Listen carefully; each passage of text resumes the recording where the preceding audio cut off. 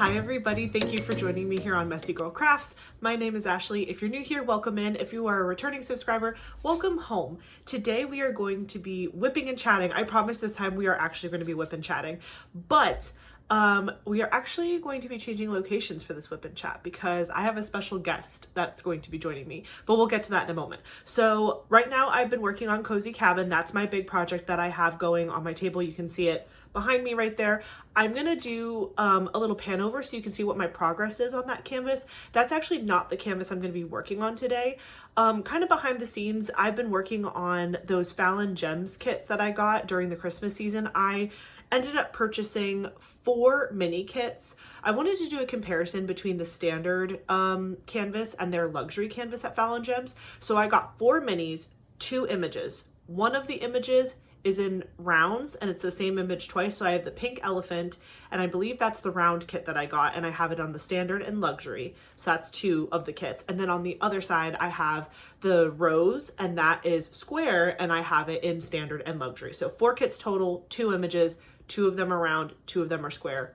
It'll make more sense later on.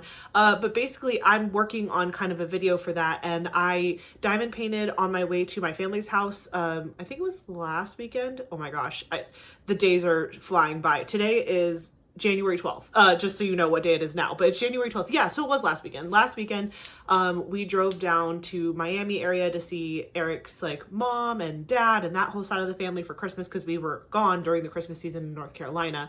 So when I went down, I did get half. I was so ambitious. I was like, I'm going to bring all of them because I'm probably going to finish 2 canvases. I'm crazy. I've lost my mind. I got half of the first one done, which is fine. I'm super happy with that progress, but I do want to kind of, now that I'm home, I want to kind of move that project along because there are so many other little kits that I want to work on.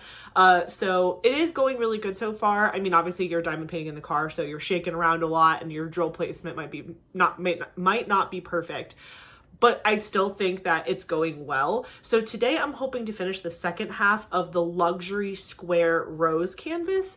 And then I don't know if I'll finish it in the whip and chat, but I do plan to finish it today. That way I can then start on the standard rose square kit. So I really want to see the comparison of the luxury versus standard for the squares. And then I'm going to do the same thing with the pink elephants. I can't speak today. Pink elephants for the round kit. And I'm working on a separate video where you're going to see everything from beginning to end of, my check-ins on that project, and also diamond painting in the car and a bunch of fun stuff. So there's a separate video I'm working on that's dedicated to that comparison. But for today, I am going to be working on that mini Fallon Gems kit during the whip and chat with my special guest who you will get to meet very soon. But before that, I just wanted to bring you over to my table. I never know what way to point. I want to bring you over to my table so that way you can see how far I've gotten on Cozy Cabin so far. I've done 3 rows and I'm working on the project sideways. So I'm not working on it top down. I'm actually working on it from right to left, just because the canvas is so big that if I did it the correct orientation, it would be too wide for my table clamps to hold on to the canvas on my table. Cause I'm working on, I think it's a 6-foot folding table. So it's pretty wide. But on the long side, it's a little shorter, so I'm able to work on it sideways. Anyway, long story short, I'm going to take you over there and I'm going to show you how far I've gotten. It's looking really, really good. And then once I finish that, the next time you see me will be with my special guest at our dining room table downstairs. So I will cut over to that and I'll see you in just a sec. Okay guys, this is how far I am on Cozy Cabin. It is looking just so good. I mean, it's insane that I've already done this much and I'm not even halfway done with this canvas. I have my Bella Art de Nicole or Bella Art Diamonds table clamps here that are holding my canvas nice and rolled and tucked underneath the table, which I love. I'm truly these are game changers. I love these and I'm definitely going to be traveling with them if I ever go somewhere that I think has a big enough table for it. Or if I have a big enough kit that needs it. But look how sparkly this is. This is just so glitzy and pretty, and look at all the details. The craft glue looks amazing. The scrapbook, this is a little plate of cookies and donuts. There's just so much cute stuff. You can see little pictures from when she was scrapbooking. The candles look so good. Look at the ABs in the candles. They're just so well placed and everything looks so good. The fireplace was definitely my favorite part so far. And then yesterday I really worked a lot on this like basket of wood. And then today I finished this upper section, which was like these cute little lanterns on the shelf. It was cool doing all the little pictures and stuff. I had no idea. When I was like right up against the kit, I had no idea what I was doing. And then I would stand up and be like, oh my gosh, it's a picture. Oh my gosh, it's a like this. I had no idea what that was while I was working on it. But now that I'm standing back from it, I can see it's kind of like a kettle. It's kind of like a kettle on the fireplace. And then you can see it's got the chimney and that's really cool. This kit, oh my gosh. And there's like little specials. I don't know if you can tell, but there's an iridescent in the center of all these lights. You can kind of see that one pretty good, but there's an iridescent diamond in the middle of all these little string lights. And the banister looks so good. This is so fun to work on. And what I really enjoy the most about this kit is that it is like the perfect blend of confetti and color blocking. Like this was so much confetti all up in here and in the book. This was a lot of confetti in the little donuts and stuff. But then you like huge section of color blocking, huge sections of color blocking with the same color. Like you can see there's a lot of color blocking in this kit. And so right when you're getting like sick of the confetti, you just move to a color blocking section and you just whip it out really fast. So it's been a great time. I definitely haven't made as much progress as I would have originally wanted to, but that's just because we did a lot of traveling during the holiday season. But now that I'm home, I'm definitely going at my normal pace again. I don't think I'm a super fast diamond painter, but I think I'm faster than I was during my winter break, if that makes any sense. Like I would think I would have made more progress on this had I not been traveling, which I feel like is kind of obvious. But like, look at this little lantern. Look at all of this stuff. This is just so beautiful. I'm loving it. So yeah, this is 3 rows. This is 3 rows completed all the way up. We're almost at the halfway point. The reason I can tell is because you can start to see the Diamond Art Club Do What Makes You Sparkle. I feel like that's at the center of the top of the image. So once I get to the middle of these words, I will be halfway through the kit. Look, I get to do the bookcase next. I am so excited. Look at all of these little details. This is going to go, honestly, slow but fast because I'm going to be so into it. I think I'm going to knock it out really quickly. So I have the bookcase. I have the little ship that's on top of the bookcase, more of these twinkle lights. What else is in this next section? Let's see. What is that? What is that? Oh, the dog. Oh my gosh, I get to do the dog. This is going to be a really fun... Oh, this is the chest. This is... Or check... Yeah, no, it's chest. I can tell it's chest. So I'm starting to get to the other end of the table and I'm getting to do the chest and the scissors and the dog, the bookcase, the ship. Oh my, this is going to be an incredible row. I'm definitely going to get that done this week because I'm going to be loving everything I'm diamond painting. But yeah, I'm working my way towards the left side of the painting, but it's going really well. And again, I just wanted to give you a little check-in because this is not the WIP that I'm going to be working on for today's WIP and Chat, but I just wanted you to see my progress. I'll post some pictures on Instagram too. Check my cute cover minder. Is that not the cutest cover minder ever? Galloway's Gallery, go get one. They have a million cute ones. But yeah, so, and I love my washi tape too. This was from Diamond Art Club's mystery box that they sold on their website for washi tape. Okay, so this is where we're at with Cozy Cabin. Let me give you one more good aerial shot of it. Hold on, can I get that far back? This thing is friggin' huge. So yeah, this is Cozy Cabin by Steve Reed from Diamond Art Club, and I will catch you downstairs at my dining room table shortly, so I'll be right back. Hi, everybody. Welcome. And this is our special guest, my husband. Hello. Really? That's hello. Hello. This is Eric. If I look really short, by the way, it's because I'm sitting in a chair that's extremely low. It's way lower than our benches. This is our dining room table setup. So if you're curious what's going on, this is our cat tree. And so our cats might be like leaping behind me at all points in time. Winnie actually just left. I don't know if you saw her. And Kovu's already here, ready to make an appearance. But anyway, this is Eric, my husband. I wanted to do a WIP and Chat with him.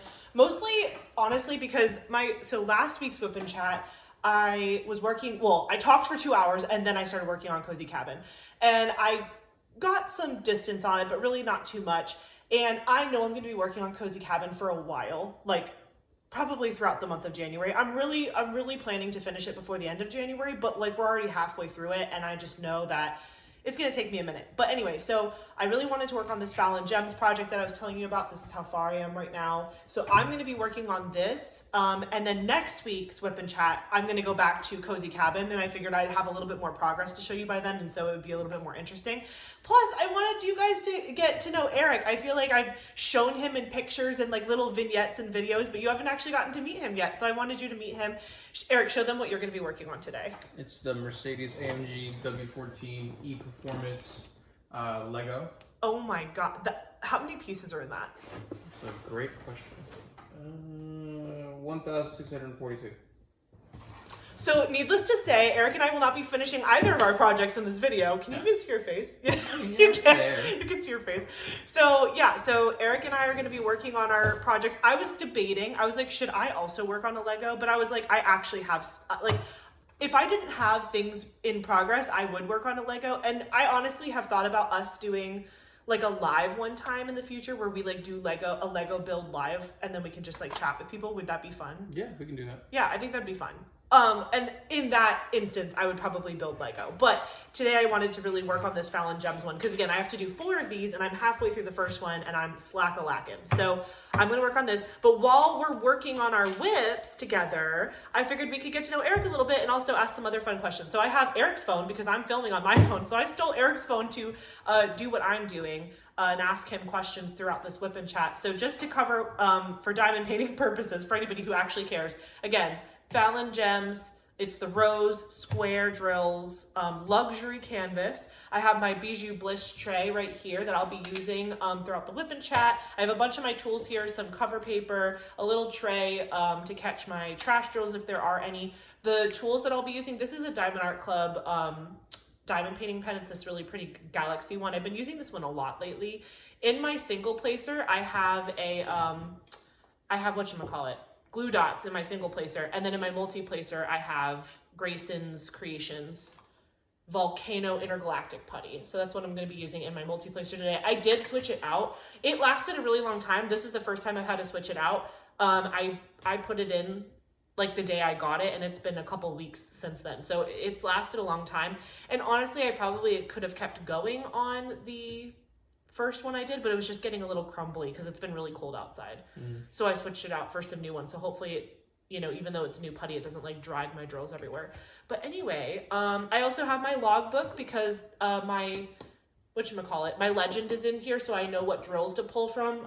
This kit is kitted up in my bottle case system, so I'll be using those. I'm going to be working on probably one color for most of the time, so this won't be in shot the whole time. I'm going to pull my color and then move it. But yeah, babe, why don't you share with us your accessories and tools? So with every Lego, well, not with every Lego, but the big ones. You get your little, what is it, remover? It's like a disassembler. I don't even know what it they call does have a name. Separator. Lego separator. That's the word. I was like, it does have a name. So I got 2 there, and then these are actually trays that Ashley got to do puzzles in, which we've learned actually work really well with Lego because there's going to be probably 20 or so bags full of Lego parts in here that I am not going to get through all in one go, and I need to separate everything out so I can find everything and not lose it. Yeah, and then go ahead and open yours because I want them to see like the bags and stuff because I think that's cool. Oh, do you need like a scissor or something? Nah, separator. I have murder tweezers. Nah, separator will work. Okay. I'm just saying, these could do damage if you need it.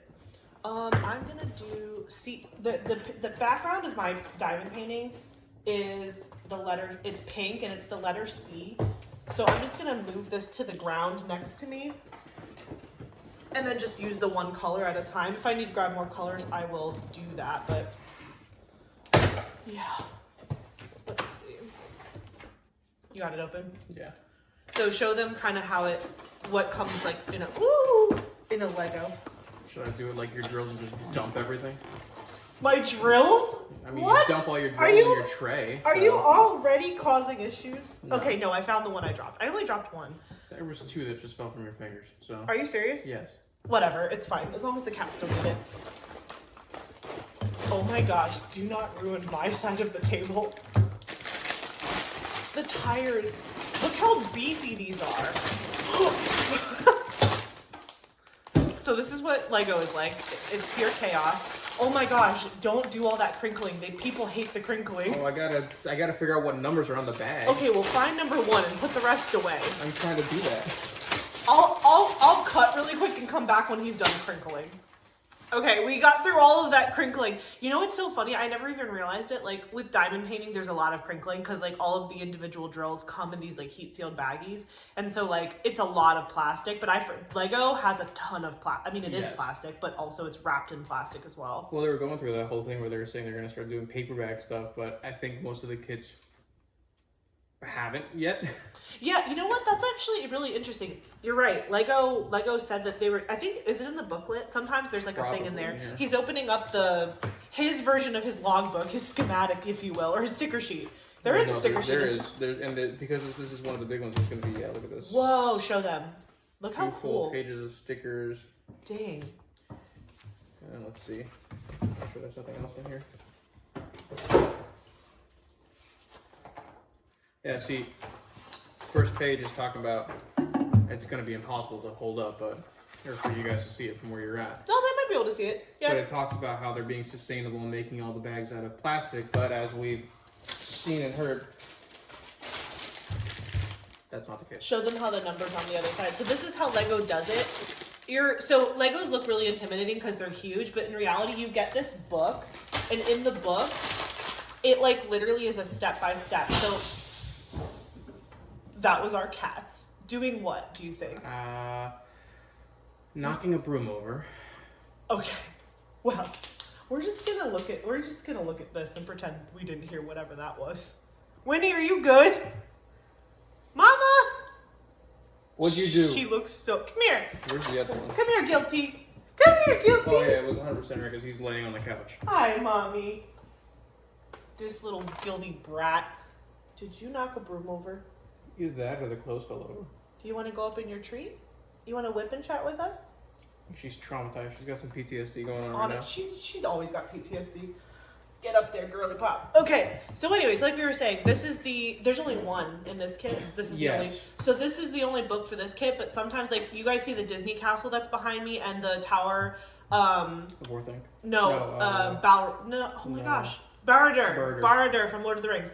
They came with, like, multiple books, and these are, like, thick books. These are not small, but the reason they're so big is because, literally, if you just flip to any page, it's picture instructions. So, like, literally it's step by step, and it tells you what bag you're on, and it's just, like, literally so minute how far they make it easy for you. So, obviously, if you're new to Lego building, I wouldn't recommend something this advanced, but, like, even for someone that's been doing it for a long time like us, like, it's pretty easy to follow along, I would say. Yeah. The Technic ones can be harder. The Technic ones can be harder because they include a lot more, I mean, as the name suggests, technical aspects to it. Like with this one, we're gonna see, maybe today, depending on how many bags I get through. Maybe. We're gonna be able to see, like, the engine pistons will go ahead and move and spin. There will be a steering column, and, you know, some of the other ones I've built, like the Mercedes G-Wagon, it's considered one of the Technic pieces. It's actually so technical that you can actually ship it.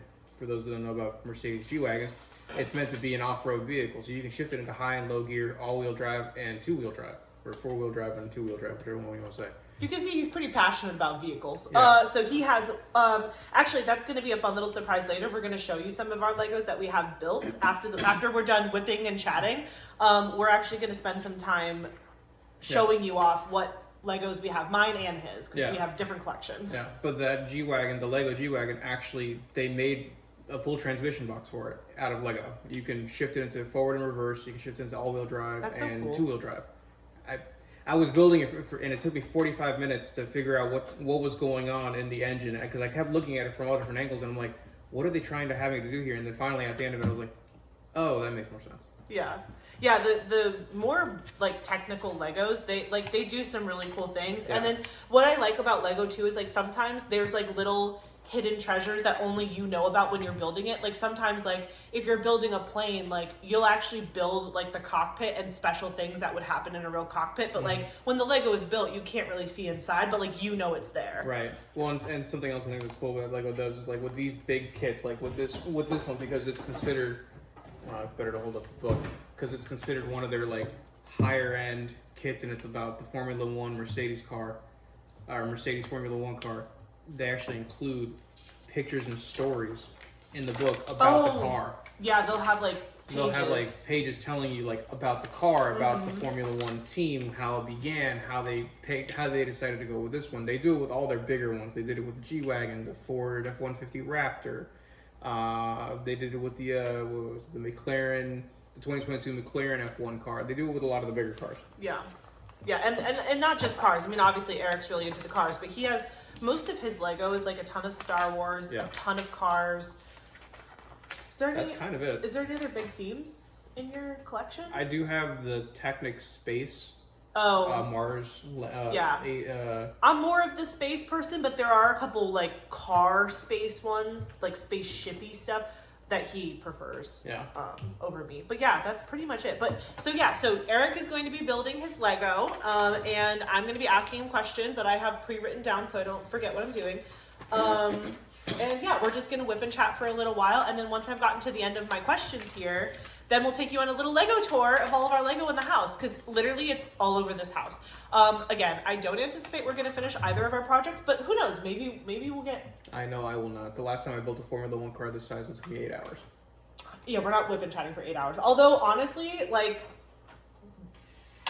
Catch us on a live, maybe. Yeah, catch us on a live. That's true. On like a weekend or something. Well, it is the weekend, but it's a Sunday. On a Saturday. Yeah, on a Saturday where we can sleep in the next day. Yeah, and I don't have to go to work. Yeah, I think, honestly, I do think a live Lego build would be fun. I know, honestly, there's a couple people in the diamond painting community that also build Legos and like will sometimes do that too, which is fun. Yeah. It's just like, I don't know, it's just so relaxing. It's Although cathartic. It is cathartic, but I will say, like, with diamond painting, you can, I don't know, I guess both are with your hands, so you could like watch a show or something, but diamond painting I feel like is more mindless than Lego. Like Lego, you have to pay attention to like, which hole does this go in and what piece do I, like, you could mess up easier on Lego if you're not paying attention, whereas, I mean, I guess you can with diamond painting too, but from my experience, like doing both for like a decent amount of time now, I just feel like Lego, I have to pay more attention. I don't know. Whenever I have Lego, or whenever I'm building Lego, I always have on a show that I've watched previously, just to have like something in the background. Not necessarily watching it, but just to have something in the background to listen to, and not really need to watch because I've already seen it. Well, and that's similar with diamond painting. Like if I'm putting on YouTube, that's not a diamond painting channel, because a lot of diamond painting channels like cater to people who they know probably aren't physically watching the screen. It's a lot of this. It's a lot of chatting. Mm-hmm. You might look up occasionally if someone says like, "Oh, look at this," like whatever, but. Most of the time people are just diamond painting alongside the video. Whereas with Lego, I feel like, yeah, if you're putting on something new to watch, you might not like catch all the details because you keep wanting to look up at the screen. Right. You know what I mean? I guess we should start putting crinkle warnings in this. Literally. Yeah. Let that be the end of the plastic. Well, as you open another one. Well, it's fine. I mean, every bag either comes with everything in one or in smaller bags. Yeah, so. It'll be fine. Once you dump them out, you'll be working on that bag for a while. Honestly, like, I bet you there's people that do like Lego ASMR. Just there's people who do diamond painting Lego ASMR. Mm-hmm. Yeah, so I mean, both of them make fun noises. Mm-hmm. But some people hate. I personally, like, I don't mind the plastic crinkle noise in person, because I'm the one like making the noise, I guess. But like when I listen to it on a video, I guess it's also harder if you have headphones on, because then it's like right in your ear and it's like super loud. Mm-hmm. So anyway, long story short, I think he's done with the plastic for now. But okay, let's get to the intros. So again, this is Eric. We have been, I'm not looking at my notes because I need to remember. I'm just looking at my notes to know what I want to talk about first. We have been together for 12 years. Yes. Yes, because we started dating in June of 2012. Well, 12 and a half, really, if you want to get real technical. Okay. 12 and a half years. Our dating anniversary is in June. So yeah, I guess we are approaching that time. You guess. Yeah, like it's January. Like I don't think we're close to June. But then again, I feel like life, it's true, as you get older, life goes a lot faster. And like we're going to blink and it will be June. So honestly, you're right. It's 12 and a half. But yeah, and then we got together in June of 2012, and then we got married in December of 2017. And so we've been married for 7 years. Yes. Oh, it'll be 8. It'll be 8 this year. It'll be 8 this December. I always, like, the first month of the year, I never know what I'm doing. I'm like, next year. Wait, no, I mean this year. And then I write the dates wrong on everything. Just for January. Usually I get my act together by the time we get to February, but January is rougher. So my first get to know you question, Eric, is what do you do for a living and do you like it? Do I like it? Wow. Well, you have to tell them what it is first. So I work for, and I gotta be very careful about how I answer this question so not to have to give away any secrets about where we live and anything like that. Oh my God. I don't know you people. No, but I work for the courthouse in our local city. Mm-hmm. My official title is Program Coordinator for Unified Family Court. What it is, I help judges out by reviewing, or rather I used to, now I have a team that does it for me, and I help them out. Gotta talk loud so they can hear you. I go ahead and review, do intakes for pro se cases involving family law. So people that are looking to divorce, to establish paternity, disestablish paternity, establish child support. Super fun. Yeah, name changes. I get to hear all the crazy stuff. Honestly, what it boils down to. That's the best part. We both have very different jobs. Like, I work in higher education. He works in like a courthouse. And like when we come home to have dinner together, we just fling stories at each other, and it's like, oh yeah, well I had an angry mom today, and he's like, oh yeah, well I had someone beat against the glass today. So it's like, our stories are never boring at the dinner table. No. That could be its own whip and chat, like us literally eating dinner and like defragging from the day because of all the crazy things we hear and see. I'd have to be very careful. Yeah, that's true. You can't, you don't want to like out anybody's drama, but man, the stories are good. Yeah. I'm just saying, stories are good. So like, okay, so you work in the courthouse. Do you like it? Like, do you? I mean, I enjoy what I do. I don't know if Ashley's told you about our whole backstory, but I originally was I graduated from law school back in 17. I don't think I've told them all that. You can though if you want to. Okay, so I graduated law school back in 17 with aspirations of being a big shot lawyer. Yeah. Well, lo and behold, the bar exam was hard as hell. Am I allowed to say hell? Yes, you can say hell. Okay. The bar exam was hard as hell, and I took it 7 times, I think, and I only passed half of it. So after that, I was like, all right, I'm done. I need to move on. And at that point, I was working as they call it a digital court reporter. It's essentially like a stenographer without using the fancy machine. Mm-hmm. At the courthouse that I'm at now. And I found out that there was a case management position open in family law, applied for it, got it, and then just started running with it from there, and you got promoted within my department to where I'm at now. And now I make more than lawyers do starting out, so I'm happy. Yeah, state attorneys don't make as much as people think they do. Yeah, no. They actually get paid really, really bad. Yeah. But I mean, honestly, it was the best thing, in my opinion, that I think could have happened, because like, from when I met Eric, like, he had always told me, like, yeah, he was super interested in the law and he wanted to be a lawyer at the time. But then in reality, like, he really just enjoyed helping people interpret the law and like helping people who aren't lawyers understand like the procedures and the processes. And that's kind of what he does. Like, he works with pro se litigants. So he works with people that don't have representation.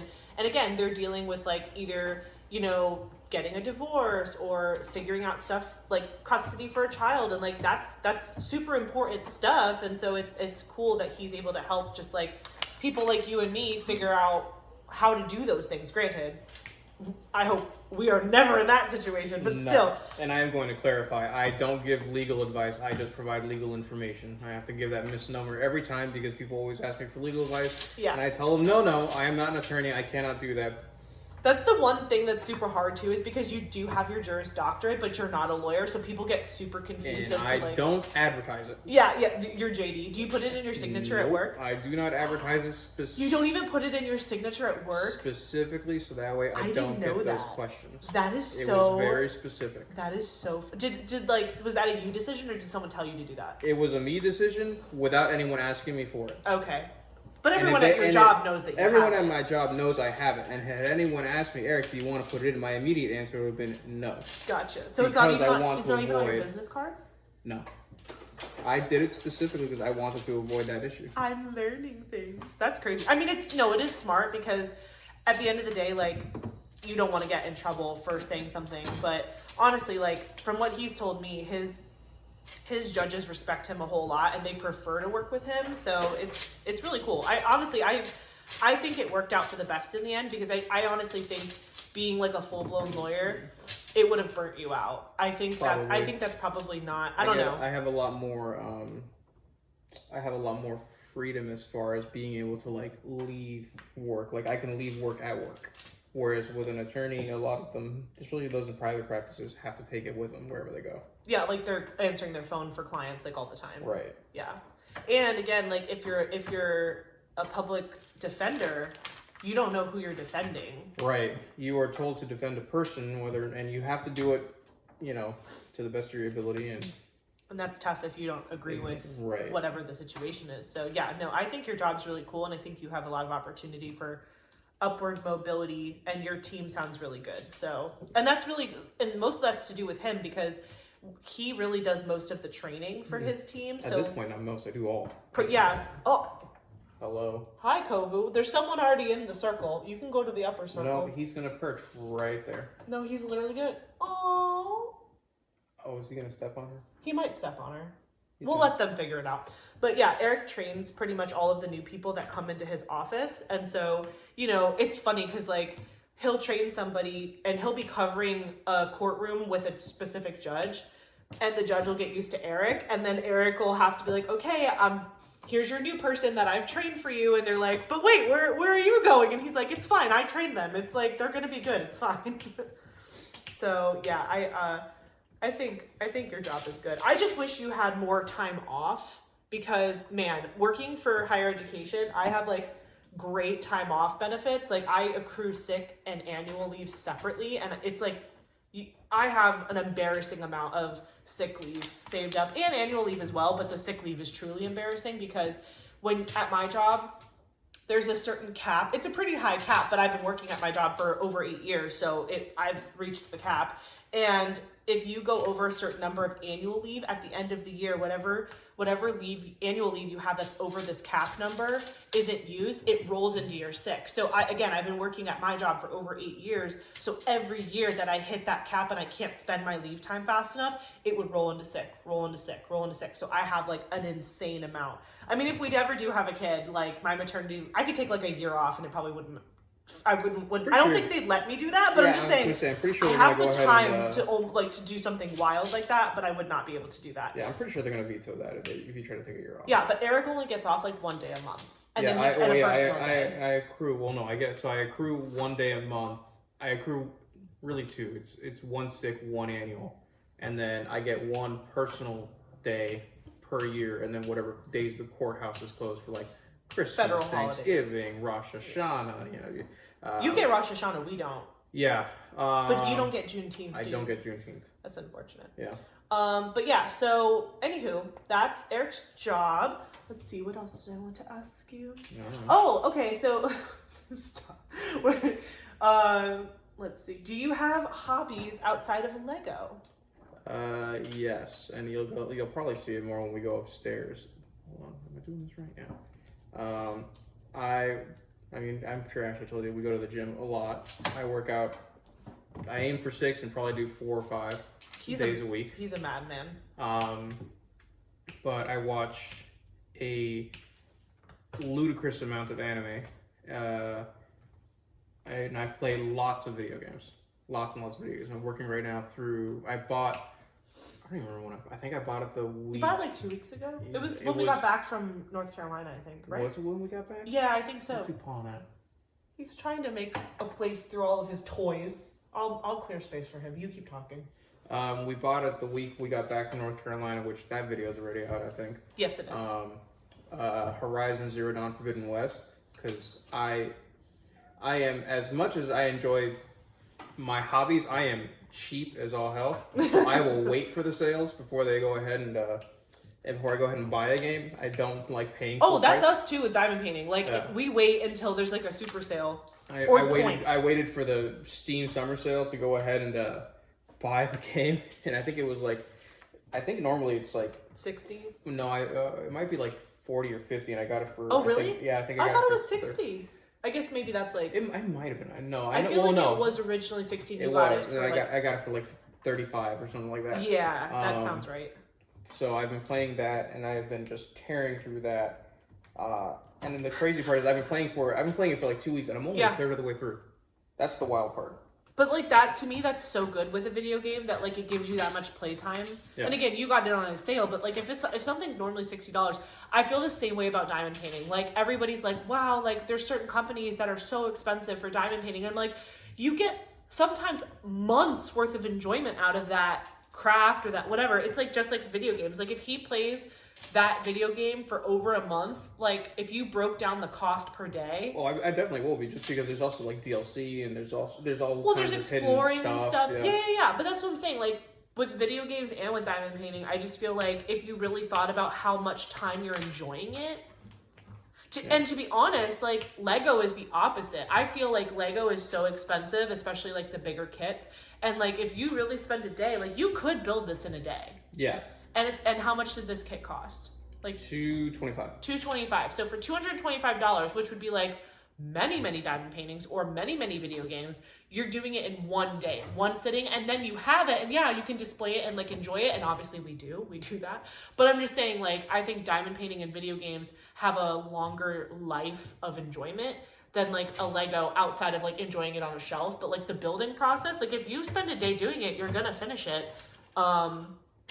And so, yeah, the Lego thing is like more of like a collector's thing for us. Like we don't just buy every little kit. Like typically he collects Star Wars and the cars. I collect, the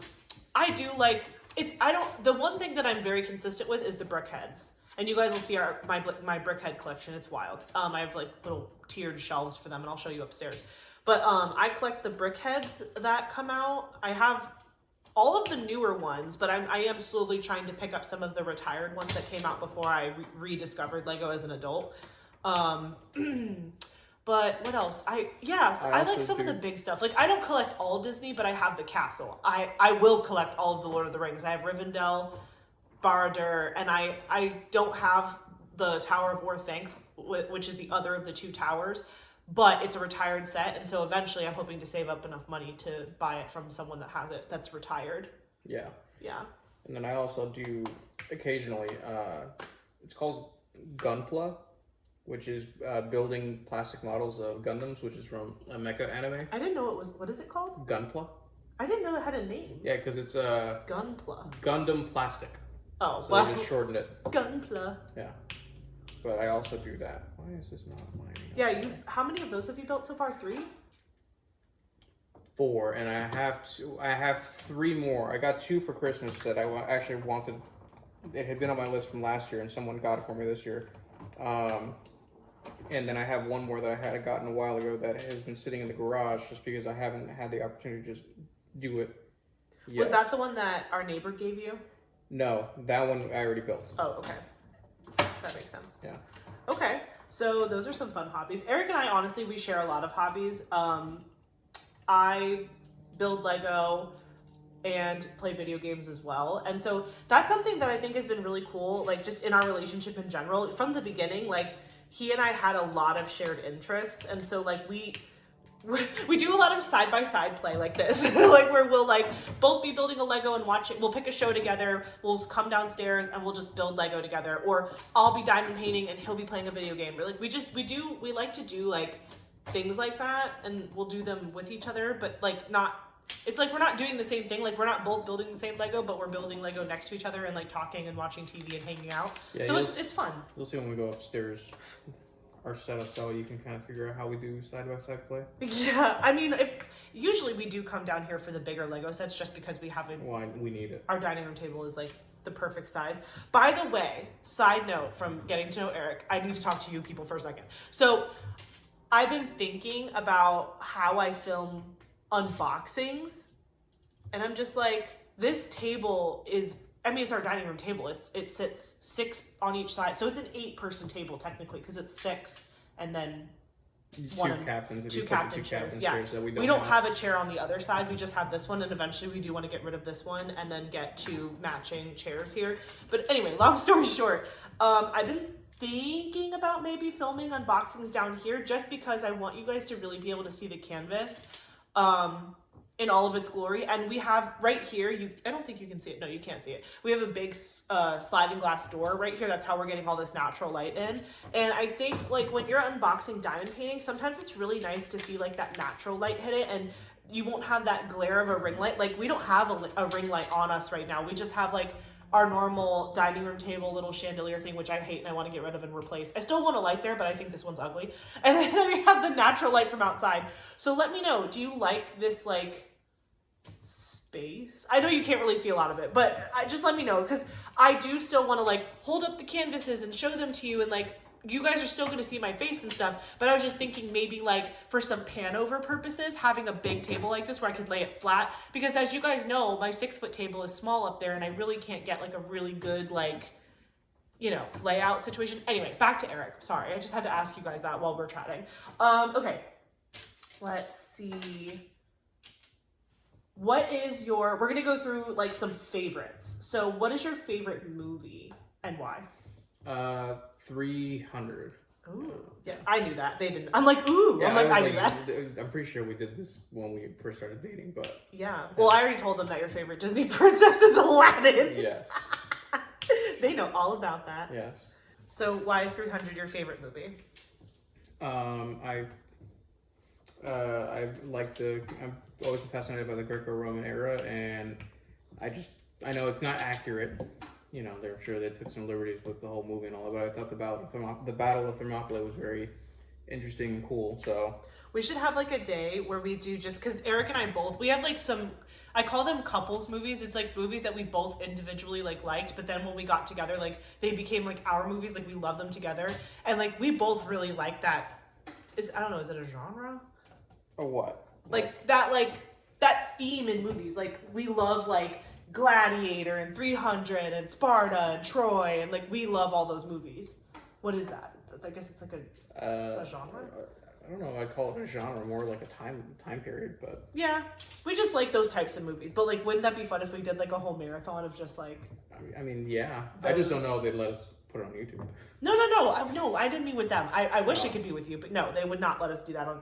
We couldn't even do that on a live either. You guys heard it here. You're getting ousted. What? No! Stop! He's the worst. What are you talking about? No, I honestly... One of the things that makes me the most sad about like how YouTube, like, you know, there's like copyright and stuff, is like we can't just like vibe and listen to music together. Like I would love to do a live where we just like listen to music and like diamond paint together and whatever, or even like watch a show together or something, but like there's no way. Like they would never let that happen. No. Which I understand. Like I get why. It's just like, you know, you want to just hang out like friends and like watch and hang out and craft together, but like can't really monetize that, which is fine, whatever. Okay, so what do you want to tell them some of our other favorite like couples movies, like some other movies that you and I are like big fans of together? I mean, Fast and Furious, the whole series. That's like the one I think I'm the most embarrassed about. Why? Because it's such a cheesy But that's series. what makes it so great. I know, I do love it. I do have his car. I have Dom's car upstairs that I have to build. I built the little one. Yeah, but I have the big one. Did I build the Skyline? Or you did build the Skyline. I built the Skyline and they're the coming out. Dodge. They're coming out with the Supra now too. His orange one from Fast and Furious 1. But it is a speed champion or a big one? No, as a Technic. So it's probably gonna be medium size, like about this big, but yeah. I haven't seen that. You'll have to show me. I already added it to the wish list. Perfect. You know, we have a lot of wish lists with a lot of different companies. It's just really unfortunate. But yeah, the Fast and the Furious movies, for sure. We both are in love with those, and we think they're hilarious. Yeah, Gladiator, like you said. Gladiator, Sister Act. 1 and 2. Yes. But we love Sister Act. Yeah. Those are like some of our favorite movies. I'm trying to think if there's any other ones that are like... I mean, we both really liked Lord of the Rings and Harry Potter, but we liked those individually before we got together. Yeah. But I would say, am I correct in saying that like more so Lord of the Rings than Harry Potter? Yeah. Yeah, I would say so. And then like, Eric and I have very, like, it's weird. We have a lot of shows that we like together, and then a lot of shows that we like separate. Like, he's really into anime. Like, what are some of the animes that you are into right now? I bought him a Crunchyroll subscription for was it your birthday last year? It was last year. It was my birthday. I think it was your birthday. It definitely wasn't last year. I think you got it the year before. You've had it for 2 years? I think I've had it for 2 years. Okay. Awesome. Good on me. Or this is year 2, but... Yeah, yes. But what are you watching on Crunchyroll? Right now I'm watching Death Mount's Dead Play. I just finished... As someone who doesn't watch anime, I'm like, what even is that? I was on a kick for a while of just rewatching all the Universal Century Gundam shows, and then I had to take a break at Double Zeta because they didn't have it. The thing that I like about the anime is that I can have it on and then also be doing something else. I can kind of look at my phone or something else and not have to watch it, which is why I prefer dubbed. I was going to say, are you a dubbed or subbed guy? I can watch it subbed. I'll watch it subbed if it's the only way to watch it. Can you explain to them what dubbed and subbed is if they don't know? Dubbed is when it has English voice actors, and subbed is when it is the original Japanese or Korean voice actors with subtitles underneath in English.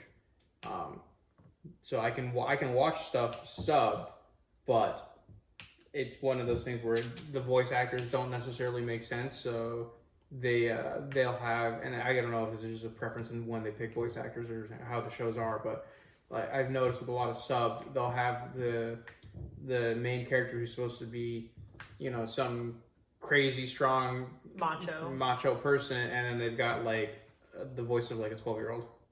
And there's one that I still have to watch it, but I just can't get past the main character's voice, and it drives me up a wall. It's oh my god, what's the name of the show? Black Clover. Okay. And it's got the first. I tried watching it. The character in the show is not a child. No, they're a teenager. They're like 16, 17 years old. Okay, well that's a child, but go on. But like I know what you mean. Yeah. Not 12. Yeah, and for like I always try to give every show or every anime I watch like a 3-episode watch just to see if like the first episode was terrible, and give it another 2 just to. Well, and to be fair, an anime episode is like 22 minutes. Right. But so like 3 is an hour. Out of the first 3 episodes, they spent the solid just 20 minutes screaming, and I was like, all right, I need to take a break. I can't. The screaming with the crazy voice is just a lot. I need to take a break from that. My favorite anime thing is the weird breathing. Yeah. Makes me laugh. Yeah. I watched. Well, I fall asleep through everything because I'm so tired when we end up laying down to watch anything. But I really wanted to rewatch Sailor Moon, and when you watch it with English dubbing, so you hear it in English, but whatever, the way it translates is not. It's not a perfect translation, right? So some of the way things are phrased in English, you're like, big yikes. Like, you're like, oh God, like that did not age well. There's actually a show, and I don't recommend it for the faint of heart because the dubbing was out of pocket. Like, some of the things they said in that show, I was like, I'm surprised it aired. Oh, really? Yeah, it was shocking. What was the show? Oh my God, it was called Japanese Paranormal something. If you were to Google like worst dubbed Japanese anime, it's number 1. It's gonna pop up. It's gonna pop up. Is it from like when we were growing up, or is it older? It's older. Yeah, it's older. Well, the older it is, the worse it probably is. But like from I want to say either mid to late 2000s. Like 2010s, 2005, 2010, that gap. But I said, is it older than when we were growing up? What you meant, like when we were like older than us, like, but regardless. Wait, when did it like? I'm pretty sure it aired in like 2005, 2006, 2007, in that time frame. Okay, so that's not that old. But to be problematic. The animation is old, and it was the voice acting. Like it's on. I happened to be scrolling through Prime, and I found it on Prime. And I'm like, oh my God, I can't believe they're carrying it. And it has the English dubbing, and some of the things in that show I cannot repeat on YouTube. Please don't.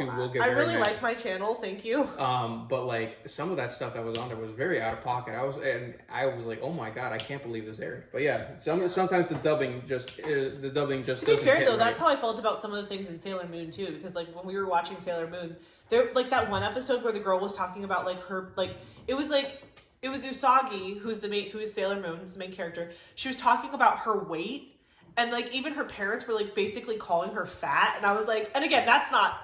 I mean, socially it could get way worse. But like, I was just like, dang, like no wonder like our entire youth had like eating disorders because like they were watching this where like she's like a string bean and she's just like, I'm fat and I'm this and I'm that. And I'm like, okay, well, things are making a lot more sense. Which is so funny because nowadays like shows for like kids is like, love yourself. Like it's just like that is not what we grew up on. We grew up on a different type of media. But anywho, what else can I ask you? We talked about movies. Okay, music. Tell me about your favorite music. You don't have to, you can, if you have like an ultimate favorite genre or whatever, you can say that, but you can also like generalize like your top favorite types of styles or whatever. I mean, I just listen to a lot of different kinds of music, honestly. Yeah. Rock, Spanish, country, you know, so throw some pop and rap and R&B in there. I listen to some like if the main opening sequence for like some anime shows are good, I'll listen to those. I'll have those on there. I'll have stuff where it's like crossover stuff or like what is it when they mashups? Not mashups, but then there's also when you have a different singer singing it, like cover songs. There you go. That's the word. That's the word I was looking for. Yeah, I do. I love. There's like I'll never forget when we were in college. Do you remember that? It's like the fake Panera. What was it called? Oh my God! Started with a C. Calistoga. I just pulled that out of the deepest parts of my brain. So there was I don't know if you guys have ever heard of that place. Do they still exist? No, I'm pretty sure that was a one-off and they shut down. Okay, well, there was this place called Calistoga. It was basically a wannabe Panera Bread, and it was good. It was just like, it was a wannabe Panera Bread. Like, that's just what it was. But we would go there, and like, they had these really big tables, and like, it basically encouraged students to kind of hang out and study there and like, just get coffee and eat and whatever. And they had the best. I was like almost willing to, I should have, but I wanted to like go up to like the management team and be like, can I get this playlist? Cause it was all like coffee shop mashup cover songs. Like it was all cover songs of like super popular top 40 songs, but done in like a very like cool, like acoustic-y, like coffee shop vibes, lo-fi way. And it was so relaxing. It really was like the perfect study music and I loved it. You and I both have very eclectic music tastes, I think. Mm-hmm. I don't remember if I told you guys this before or not. I think I did when I took you to North Carolina with me and you kind of met my dad. My dad, he is a professional DJ. He has been like since before I was born. He doesn't do it as much anymore now that he's like trying to like retire. But basically like, but he'll still do weddings. He gets requested for parties all the time. And so I very much grew up in that environment of like eclectic music. So same thing, like I grew up listening to top 40, country, Latin, R&B, metal, like old school rock, classic rock, soft rock, like all of it. There was disco, jazz, like it was all part of my upbringing because he was constantly mixing music in the house. Like he would have his equipment in the house and we'd be like bumping the jams at a club in the backyard, like just like because he'd be like practicing and mixing and getting stuff ready because he'd have a wedding that weekend, and so we were just constantly like playing music and stuff in the house. And so I really don't have any one particular favorite like genre of music. I love something in every genre probably. Do you have like a favorite band? I do. I know you know mine, but do you have a favorite band? Not really.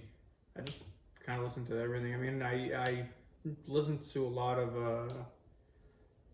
I don't know. Is there like, okay, so let me put it to you this way. Is there like a concert of somebody, like what concert, if someone was doing a concert, like who would you really like to see in concert if they were local that you think would do a really good show? That I think would do a really good show? Yeah. Honestly, I don't know. I mean, I have no idea, honestly. For me, it's Queen, but you knew that. Yeah. My favorite band of all time is Queen. I love all of their music. I could listen to it on repeat. I did listen to it on repeat. Growing up, when CDs were still a thing, I had my Queen Greatest Hits CD in my Walkman. I had it in the car. I would listen to it on road trips. It was just like the soundtrack to my childhood, truly. To this day, I love listening to Queen. That's definitely like my classic favorite band of all time. But again, I love so many different artists. I mean, I'm wearing a Taylor Swift Tortured Poets Department t-shirt. I love, one of my other top favorite bands is Coldplay. I just love their music. It's just so like spacey and weird and cool, and I love it. What else? I don't know. I love a bunch of artists. So many. We're both very eclectic in that way. Let's see. What's your favorite snack? It could be like a savory snack or a sweet snack, or you could name both, whatever you want. Probably something sweet. It's very rare that I'm in the mood for like I'll have a sweet snack more than I have a savory snack. You snack on fruit a lot. I do have a lot of fruit, but if I had my way and I didn't gain 400 pounds from doing it, I'd probably be eating more chocolate. Twix, Butterfingers, Snickers. So you're into chocolate more than you're into like gummy candy? Yeah, like, no, like I don't like gummy candy that much. I'll eat it I'll eat it if I'm in the mood for it, but I'm not running to go get it either. Yeah, that's true. It's only whenever I have the inkling of like, oh yeah, I want like a gummy. Something specific. Yeah. I personally am into peanut M&Ms. Well, yeah. And I honestly have refound my love of paydays. I love a payday, both real and candy bar. And what else? I do like Reese's occasionally. Sometimes like if you get like a gas station Reese's and like they've probably been sitting there for a minute, they don't taste as good. So sometimes I'm not in the mood for a Reese's. I prefer Reese's cup, like the regular size cup, over the minis. Yeah. I don't actually care for the minis. Do you? I like the minis, but I like them more as like a movie theater snack. Yeah. Just because they're, I can get a bag and just pop them, run with it versus having to open up the Reese's and then having to, undress it and all that. Undress it. Why are you sexualizing a Reese's? I'm not. Why are you taking it that way? Listen, why are you bringing it to that level? This is YouTube. It's supposed to be clean humor. What's going on with you? I don't know what you're talking about. Anyway. Sorry, everyone.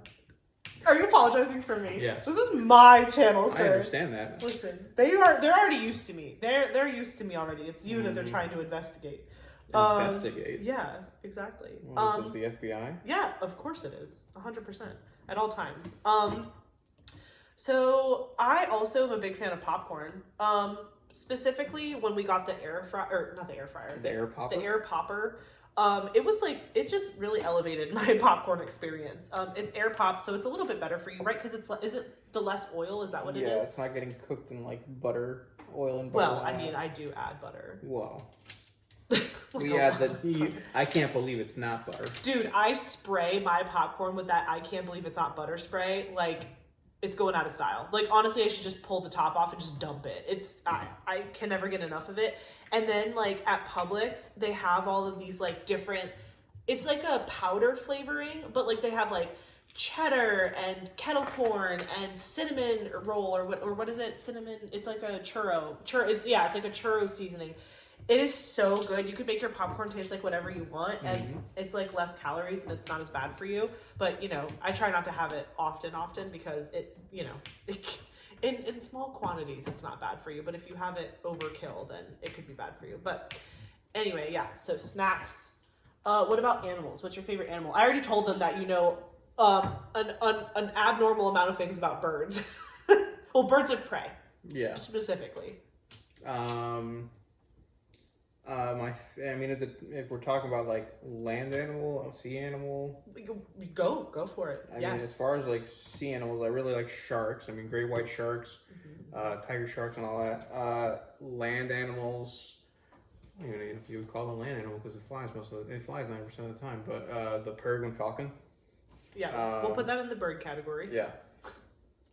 I am not a fan of birds. I like to look at wild birds, but I could never keep birds. My dad has 2 African gray parrots, and they're beautiful, but they don't shut up. When we were there in North Carolina, they were going off. And again, the poor birds, they're wild animals too. They probably want to run around and do stuff, and they're in their cage all day. But man, those birds, they listen. So African grays, if you're not knowledgeable about them. They are parrots, so they can mimic and they can throw sounds and stuff like that. So like we would be like downstairs in the morning like making coffee and like the parrot would just start just like talking as if it were like my dad or my stepmom, and we'd be like looking around like, where are they? And it was the bird, which is cute. But then, you know, when you're trying to go to sleep and they're just like making noises and screaming, you're like, whoa, okay, everybody relax. When you're trying to go to sleep and they're making noises like someone's being murdered in the house. It's because, okay, so we'll actually go to that topic next, after I talk about my favorite animals too. Murder? But like, no, not, well, you're trying to see TV shows. Chat, I already told you that I've told her many times that she can go ahead and take me out. This is how she's gonna do it. It's gonna be on YouTube. We're gonna go ahead and live stream it. No, you're stuck with me, brother.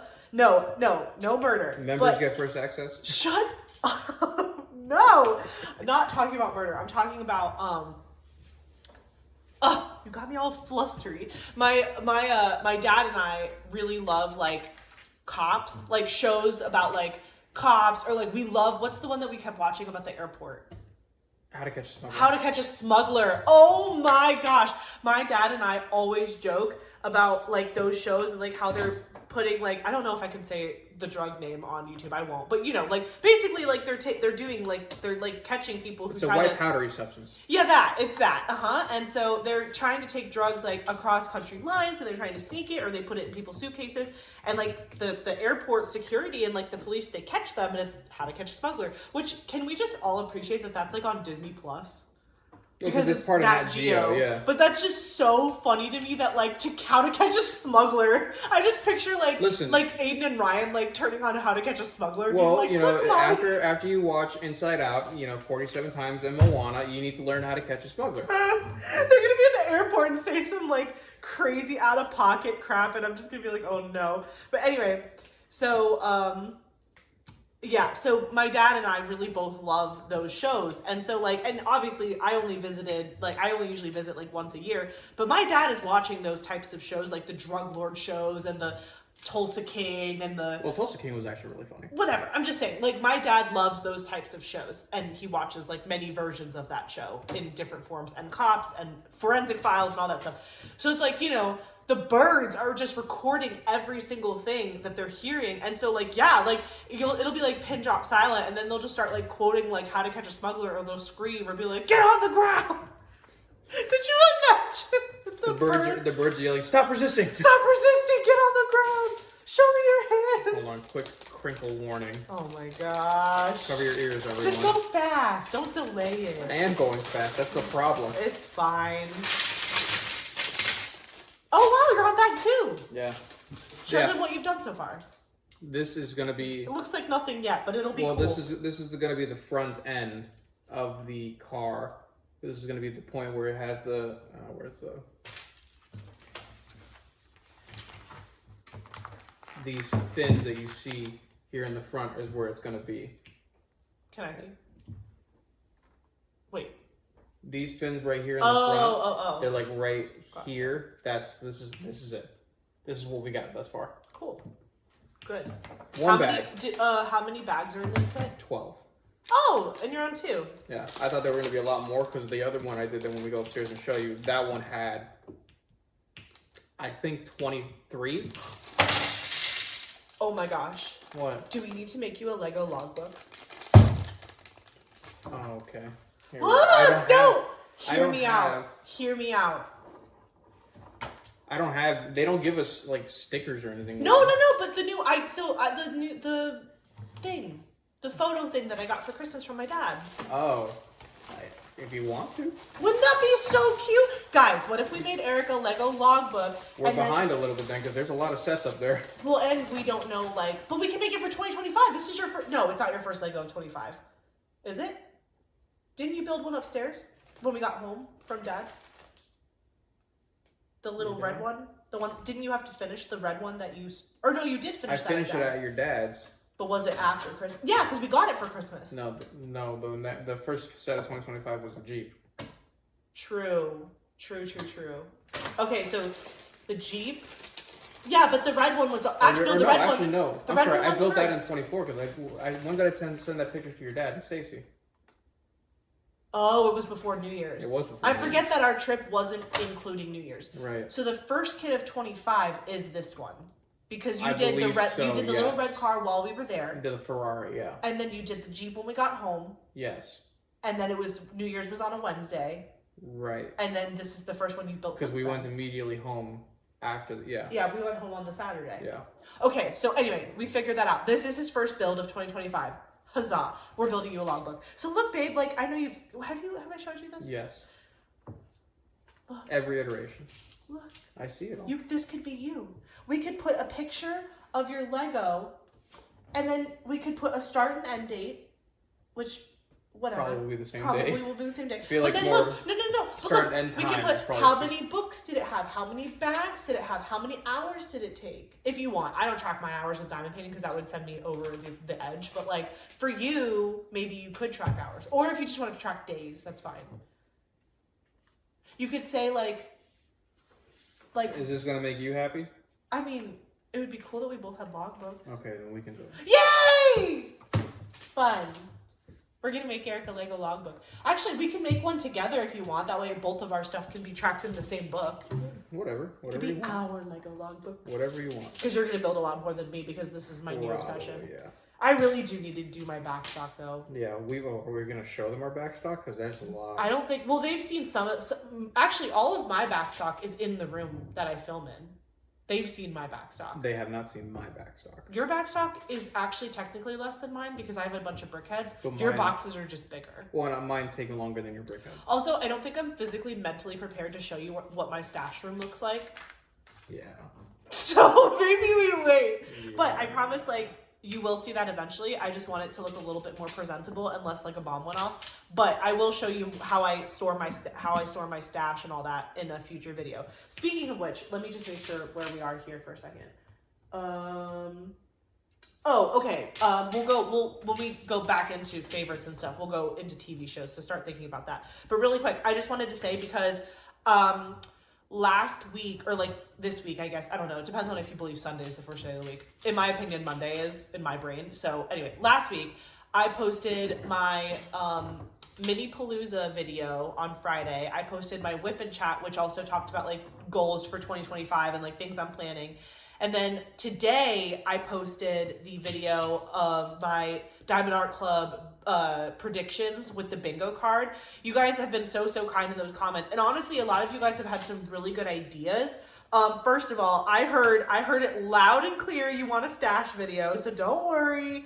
We will do a stash video. It's gonna take some time to obviously plan it out and get some kits in. Like I would rather not have a bunch of kits that I'm still waiting for from Black Friday. Like a lot of those small shops that I bought from on Black Friday, there's still maybe like 2 or 3 shops I haven't gotten my kits from yet.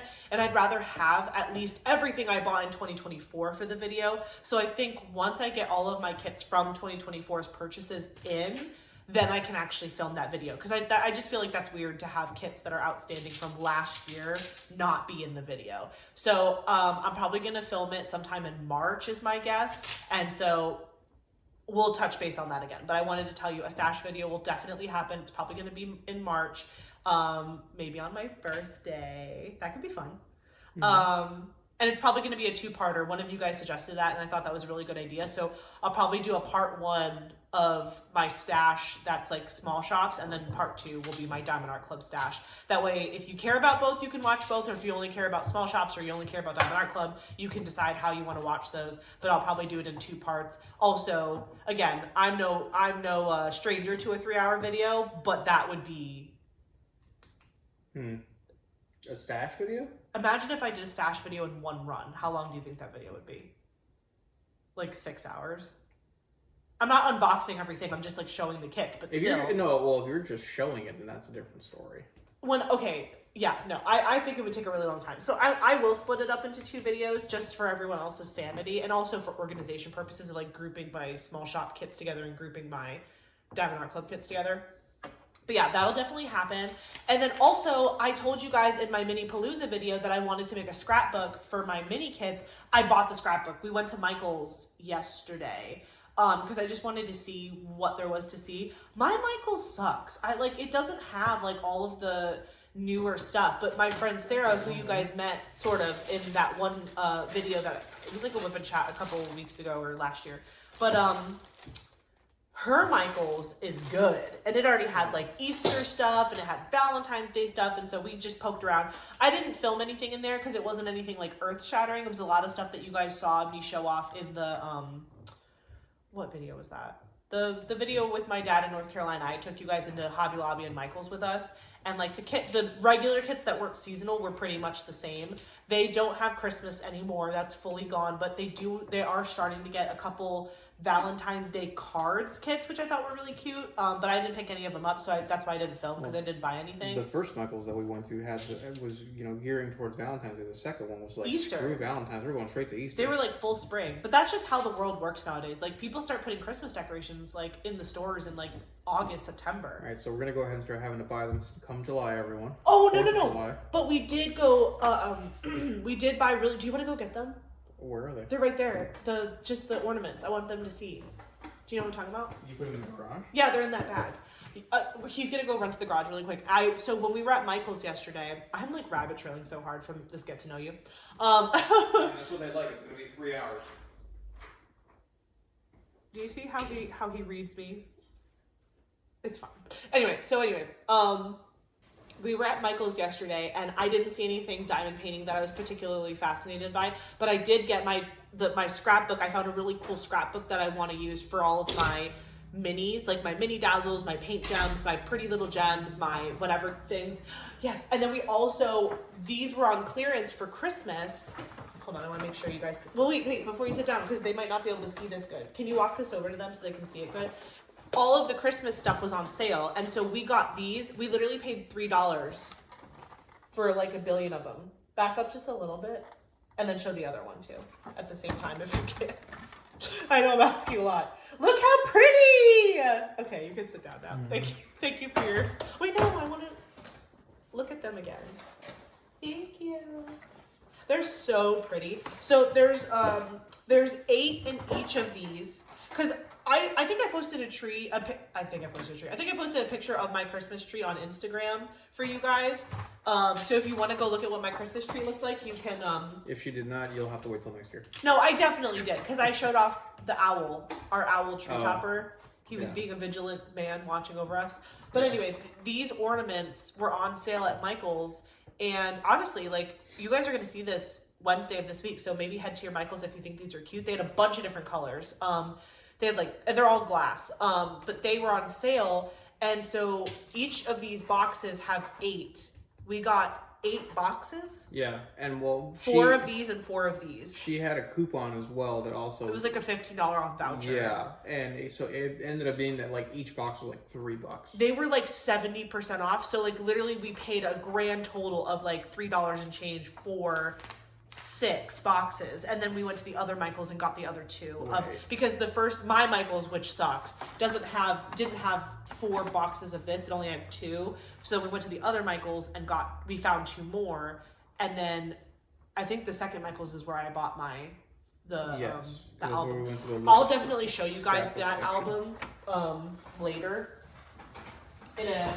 in a different video where we talk about like mini stuff again. But yeah, I did buy a scrapbook album for all of my minis now that you guys have seen all my minis and I can start to play with them. But I'm not going to touch them for a minute because I really want to get these Fallon Gems minis done. And there's 4 of them. It's not going to take me a lot of time now that I'm home. It was just during the holiday season, there was a lot going on. And I was finishing Holiday Deer, and I was finishing that Diamond Delights sticker, the cat. So like now that I'm home, we've torn down Christmas, like we put it all away. You still have to put it in the attic, but other than that, that's because the ornaments for outside are still drying. Yeah. So like, because we put ornaments in our outside trees too, just to be quirky and weird. But anyway, so I'm probably not going to get to one of the other mini kits until like maybe next month or the month after, but that's okay because I also have Rudy Baby kitted up, and I am going to work on that once. So again, Fallon Gems kits are going to go first. because I'm already halfway through, you know, working on them. And then the next one I'm going to do, like, as my small side project is going to be Rudy Baby. And then I will pick one of my mini kits, and then I'll start setting up my scrapbook. But it's really cute, and I can't wait to show you guys later. But it's good. It's good. Okay, so back to what we rabbit trailed so hard off of like screaming parrots saying get on the ground. That we somehow got to like Michael's and Christmas ornaments and stuff. But anyway, we also went to the Lego place yesterday. Oh yeah, Bricks and Minifigs. What was the one that you picked up? The Justifier? Yeah, the Star Wars Justifier. It was from the Bad Batch, the animated show that was. I think it only aired on Disney Plus. I think so. But yeah, so we went to Michael's because I wanted just to see what there was to see, and then we ended up getting a couple Christmas things because like I was saying before, if you saw my Christmas tree, if not, you can go check out my Instagram. It's linked in the description box. But we have these ornaments that were hand-me-downs from my aunt, and they were really pretty, but we've used them, like my parents used them for years, and then I used them for years. And they're functional, but like some of the decorations on them are like rubbing off, and they're just looking a little beat up. So I was kind of wanting to give my tree a little facelift. We ended up buying a new Christmas tree this year because our old tree was just like old. Yeah, like we just, and the lights didn't work. I was like, why did we get rid of it? It's because it was a pre-lit tree. It was a fake tree, and it was pre-lit, and that top half of the lights stopped working.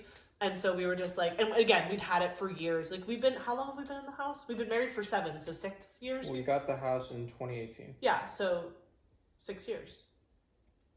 Yes. We're on year 7. Yeah. Because we're on year 8. Yes. Yeah.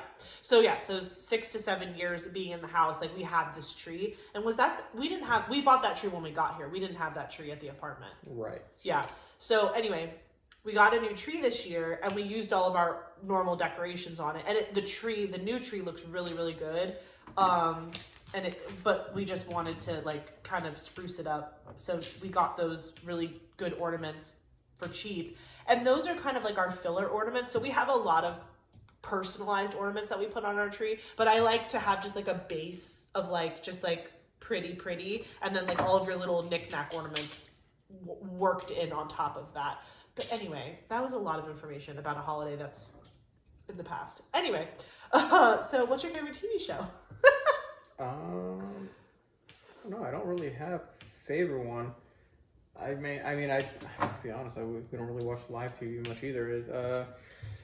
I don't know. Well, you were just talking about Tulsa King and like. Yeah, I mean, I did watch. We do watch Game of Thrones when it was. House of Dragon. We did watch Game of Thrones religiously with our friends in college, and then we did watch House of Dragons when season 1 and season 2 were airing. But like a favorite, I don't know, honestly. I guess it would have to be like I don't know, Archer, I guess, just because every time that's a fair statement. Every time I'm like doing something or like I need to put something on in the background, it's like your comfort watch, right? Like it's I always end up putting that back on. I've watched the whole thing through now because it ended up being like I think like 12 seasons or something like that. Which is it over? Yeah, it's over. Okay. It's over. Yeah, that's so sad. Yeah. That was a show that I thought was so stupid, and then you got me. Like, you were the one who got me into it. And we named his car after it. Someone in the comments from my mini Palooza video was like, oh, you probably are someone who, like, names their cars. And I was like, yes, I name my cars. Yeah. My car is Thunder, and his car is Sterling. Yes. Because it's a silver car, and it's Sterling Archer. Yeah. So it's Sterling, which we think is hilarious. Yeah. But together, we watched Game of Thrones. We watch House of Dragon when it comes in.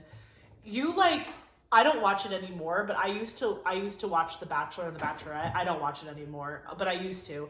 And when I did, he's like one of those guys who like won't watch, but he's actually fully paying attention. And honestly, everybody that I know and myself, we all love to watch stupid TV with Eric in the room because he makes the funniest, like, offhanded comments. Like, your commentary on those types of shows. Well, were you watching with me? Was it Love Island that I made you watch? I don't remember, honestly. It was another one of those stupid garbage... There's a lot of love shows. Yeah, it was another, like, garbage show that, like, I literally didn't even care about the show. I just wanted to watch it in his presence, to watch him, like, just go berserk. It was so funny. We watched, what was the sisters? Tammy and Amy. My 600-Pound Life? Yeah. Is that it? Is that it? Something like that. Something like that. It's like, yeah, it's like, I think it's like My 600-Pound Life or something. And like, Tammy and Amy, they're sisters. And oh my gosh, I just love watching shows like that with you. It, like reality TV type of thing. It's so funny. Well, in the apartment, I mean, we obviously don't live there anymore. What we ended up doing is because I played more on the Xbox, so we ended up putting 2 TVs next to each other, and I would play on my Xbox sitting next to her, and she would watch her trashy TV show, Bachelor, Bachelorette, Bachelor in Paradise. I loved that show. Wasn't there one where it was like the Olympics or something like that? Like yes. Bachelor Olympics or something? Yes. And we would just be there. She would be there watching it. I would just be listening to it. I would be intently playing my game, and every time they would make some crazy, out-of-hand statement, I would just... Or they would be like, she's not here for the right reasons. And you would be like, oh... Like, yeah, it'd be like dum dum dum. Yeah, it was so funny. I love watching stupid TV near him because he like totally acts like he's not paying attention, but he absolutely is registering everything that's happening. Or like like whenever I'm watching YouTube like on like without my headphones. Oh yeah. It'll be like the audacity. Like it's just so funny. Yes. He like half knows everything that's going on. Half. But it's better that way. It's funnier that way.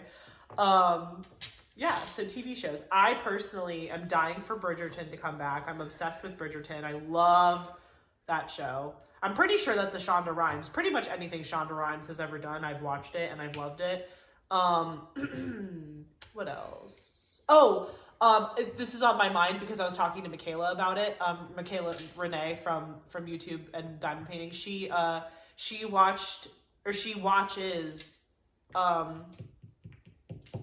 what's it called?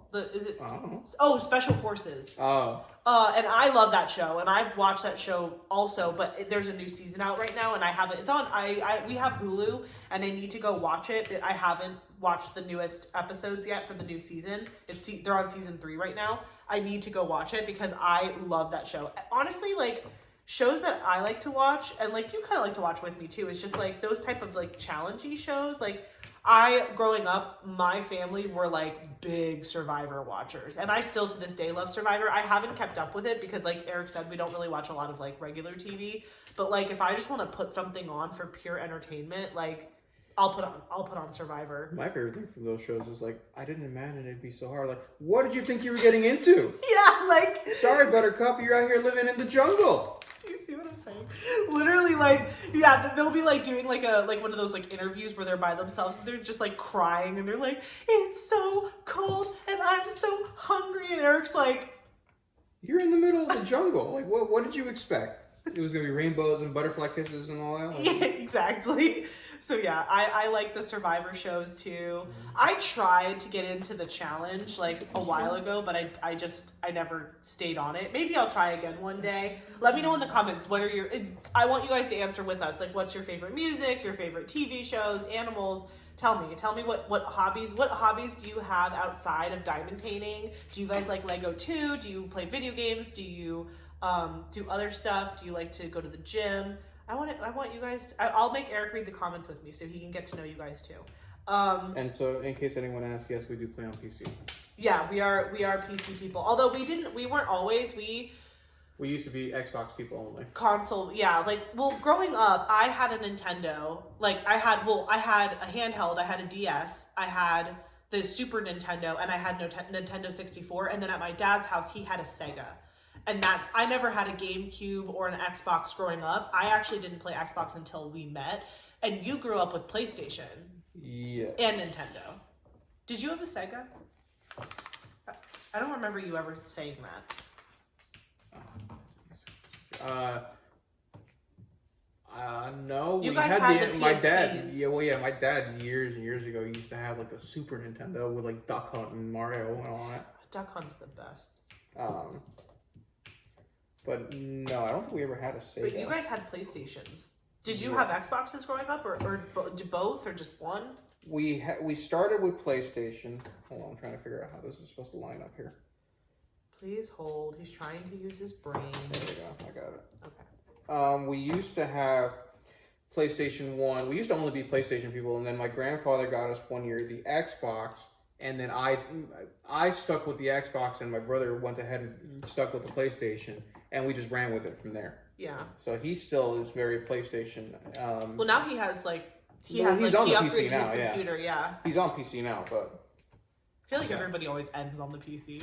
Yeah. You know what I mean? Yeah. I mean, I personally just prefer the PC too, because it's like you can play all the games. You know what I mean? Like versus like, oh, this one only came out on this whatever. Or you have to have like all these different systems to be able to play everything. When it's like eventually, if it just comes out on Steam, which is like, what would you describe Steam as? It's like Steam is a system that allows you to download games. Like game developers can upload their games to Steam to be purchased and used and played by the public. That's way more eloquent than I would have been, so thank you for that. But yeah, and like it's just, to me, like there's more variety, and it's also nice to not have physical copies of everything. Granted, there is something to be said for a physical copy, because like nobody can take that away from you, but like if the world like shuts down, well, like and there's there goes also your like digital some developers that are like, oh yeah, you can go ahead and rent this game. Like when you're paying the $60, you're no longer like, you don't own it. You're just renting. You're just renting the data, and I'm like, that's sketchy. Yeah, that's really weird. Well, it's really funny too, because like my mom, whenever like when she first met Eric, like right from the beginning, like she like he was into video games and she knew that, but she, for the life of her, would never. She's like, I will not buy this boy a basically a gift card to go activate a game. Like there are, like, you can go into Target or Walmart or really any big store and buy like the game, but it's on like a piece of plastic basically, and then you put the code into the computer and then it unlocks the download for you, because it basically they bought you the game. But my mom is so old school, and she was like, she would only buy him physical copies of every game he wanted. So like he just has like a bunch of random like physical copies for his like oh sorry, I'm trying to move my leg. He has like physical copies of games for his Nintendo, his whatchamacallit? What's the Switch? Yeah, the Switch. Sorry, my brain fried there for a second. He has like a bunch of physical copies for the Switch, and then you got a bunch for Xbox when you played Xbox. She got you a bunch of those. Yes. But like in reality, you could have just gotten like a code for it. But like my mom was like, I need him to physically open something. I'm like, he'll be so happy. He's not gonna be upset. Like that's what he wants. She's like, I don't care. He's gonna get it, but he's gonna get the little, DVD box to open. I'm like, okay, Mom, whatever you want. As long as he gets the game, he'll be happy. It doesn't matter how it shows up. And she's like, well, it matters to me. I'm like, okay. So that was just funny. Okay. Let's see. Oh, okay. Favorite book or book series? Book or book series? Yeah. I really like the Aragon series. That's probably one of my favorite books and series that I've read. Lord of the Rings. I've read through the whole thing, and then the book that they came out with when sorry, someone was honking their horn very aggressively in the street next to our house. Yes. But when the movies first came out, they sold like a 3-in-1 copy of the book, where it was like this thick, and it had all this cool information about like Elven translations, maps of Middle Earth, and all that. And I read that, and I really enjoyed that. I'm trying to think what other books I've read. What's that author we were talking about the other night that you're really into? Oh, well, I haven't read any of his stuff yet, but I've heard very good things. It's Brian Sanderson. I was going to start once Onyx Flame came out, and I listened through it. Onyx Storm, whatever it's called. The next one. Yes. Once that comes out and I go ahead and listen to it, I will go ahead and listen to The Way of the Kings by Brian Sanderson to kind of get into that one, because everyone on TikTok is saying that he's fantastic. So yeah, we and I think I've told you guys this story before. Like Eric and I really bonded over books. Like that's how we really started to like each other was talking about Mockingjay. Yeah, Mockingjay. When Hungry, because the other books we had both already read them, but Mockingjay the book. No, it was the movie. The movie had just come out, and then I wrote a status on Facebook about the book, right? Was that what happened? It was definitely No, you had just finished the book. But the movie had came out recently. No, also, the right? first movie. Oh. And you were like, oh, I need to read the books because the first movie came out. Oh my gosh, that's so... In my mind, I had it where it was the last movie was coming out. So, wow. Yeah. Listen. You listen. Lick it, Linda. Listen, Linda. Lint liquor. Okay, anyway. So, yeah, I made some Facebook status about Mockingjay the book because I had just Crinkle warning. Oh, crinkle warning. I had just finished the book and I was like, destroyed inside. And Eric and I started talking back and forth on Facebook about the book, and like it was like a huge thread of just him and I. It was like 110 comments or something like that. People got mad. I didn't even see people getting annoyed, but he messaged me privately. He was like, "Yeah, maybe we should move this conversation to Messenger so that way we don't aggravate everybody on your Facebook wall." And I was like, "Okay." So yeah, we've both like loved books from the beginning, and I honestly I used to kind of be a physical book snob before, but now with life being so busy, I've really gotten into Audible. I got the subscription for you for, again, Christmas, a birthday, something. But we both have it downloaded on our phones. And so we can share books and we can be listening to stuff at the same time, even if they're different books or the same book, which I think is really cool. And last year, I dove head first into all of the Romantasy series, pretty much. I've read every single thing Sarah J. Maas has written, and so has Eric. I love him so much because first of all, as you know, I'm an only child, right? Eric is not. Eric has two siblings on either side. On his dad's side, he has two siblings, and on his mom's side, he has two siblings. But he's the oldest, and so he's not an only child. But you're the only child of your yes. parents. And so, both of us, I don't know. I personally didn't really have anyone to really talk to. I had friends and stuff, but I didn't, have anyone to, share thoughts and feelings with in that way about, oh, I'm reading this book, and, this is my thoughts and my theories. And, I didn't really do that with anybody growing up. And so, when Eric and I got the Audible account, I was like, I want you to read all these books with me, but they're, kind of, I don't want to say they're girly, but, It's fairy smut. It's fairy smut all the way. Well, it's just smut in general. It's with fairies. Not like Tinkerbell fairies though. You can't shortchange it. Elves. Okay, he's ruining. What? He's They're tarnishing. fae. Yeah, they're fae. Whatever. Some people don't even know what that means. But anyway. They're mystical people. Shut up. So there's Who are very. I don't want to say that word, but you can imagine. I need you to stop because you are going to deter all these people from liking these books. I'm trying to create a Sarah J. Maas army here. I'm pretty sure she has one. She does. So what was I saying? You got me all kerfuffled again. You made me read the books. Yes. So I read the first series that I read from that genre of fantasy, romance, whatever, was ACOTAR. And so that's A Court of Thorns and Roses. And I believe there's 5 books in that series. Is it 5 now? Oh, because it was the novella. There was the little novella, yeah. That's I think right. there's 5 books in that series. I read the whole thing back to front. My emotions were rocked. And I immediately was like, I need to talk to somebody about this. And I have a group chat with some of my friends from high school where they are the ones who told me to read it. I read it, and then we were talking about it, but I feel like they don't live here, and I was like, I need to speak to someone. I need to have words with somebody about this series. So I was like, would you read this? And he was like, what's it about? And I was like, fairy smut. And he was like, well, fine, I'll do it. And he's such a good sport. He's always been a good sport with anything that I'm like, will you do this with me? He's like, yeah, I'll try it. So he read ACOTAR after I did, and while he was reading ACOTAR, I was reading Throne of Glass. Yeah.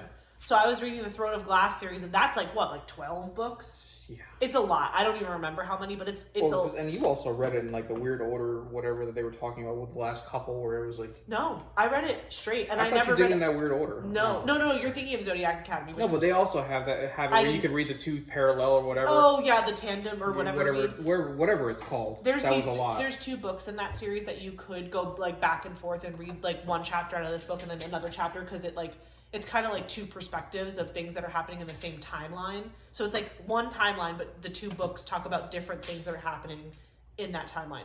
Anyway, no, I did. I read it in chronological order, and I still have not read Assassin's Blade. That was the prequel that came out. Yeah, she wrote it, or it came out like in the middle of the releases. But right. I haven't read that one yet. I might go back and read it, but I've heard a lot of people say it's not necessary. So it's like one of those things where I don't know. I don't know if I'll read it, but.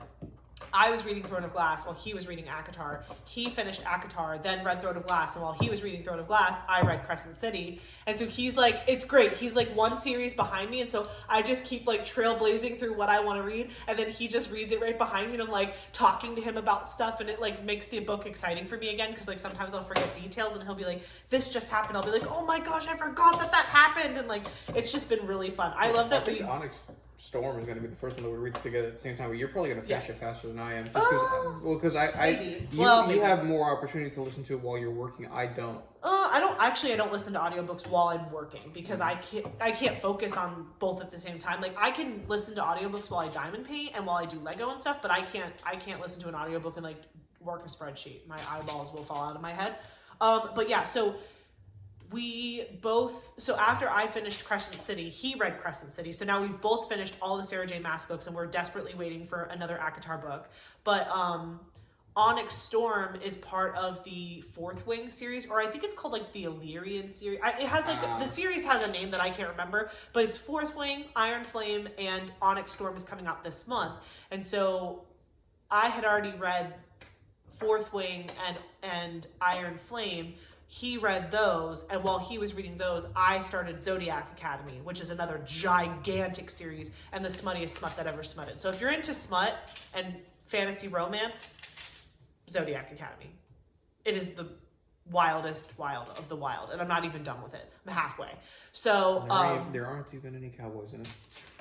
No cowboys in this Wild West. No. Lots of other stuff. No cowboys. So anyway.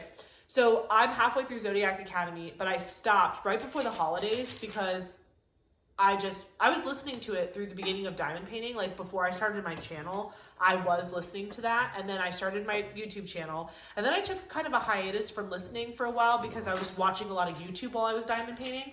And I do want to get back into the Zodiac Academy series, and I do want him to read that one too. But as he said, Onyx Storm, which is the 3rd book in the Fourth Wing series, is coming out this month. So both of us are going to pause on what we're reading, read that, and then go back. And then actually you'll start Zodiac Academy, and I'll keep going through Zodiac Academy. But no, I'm going to do the Brian. When does that come out? It's already out.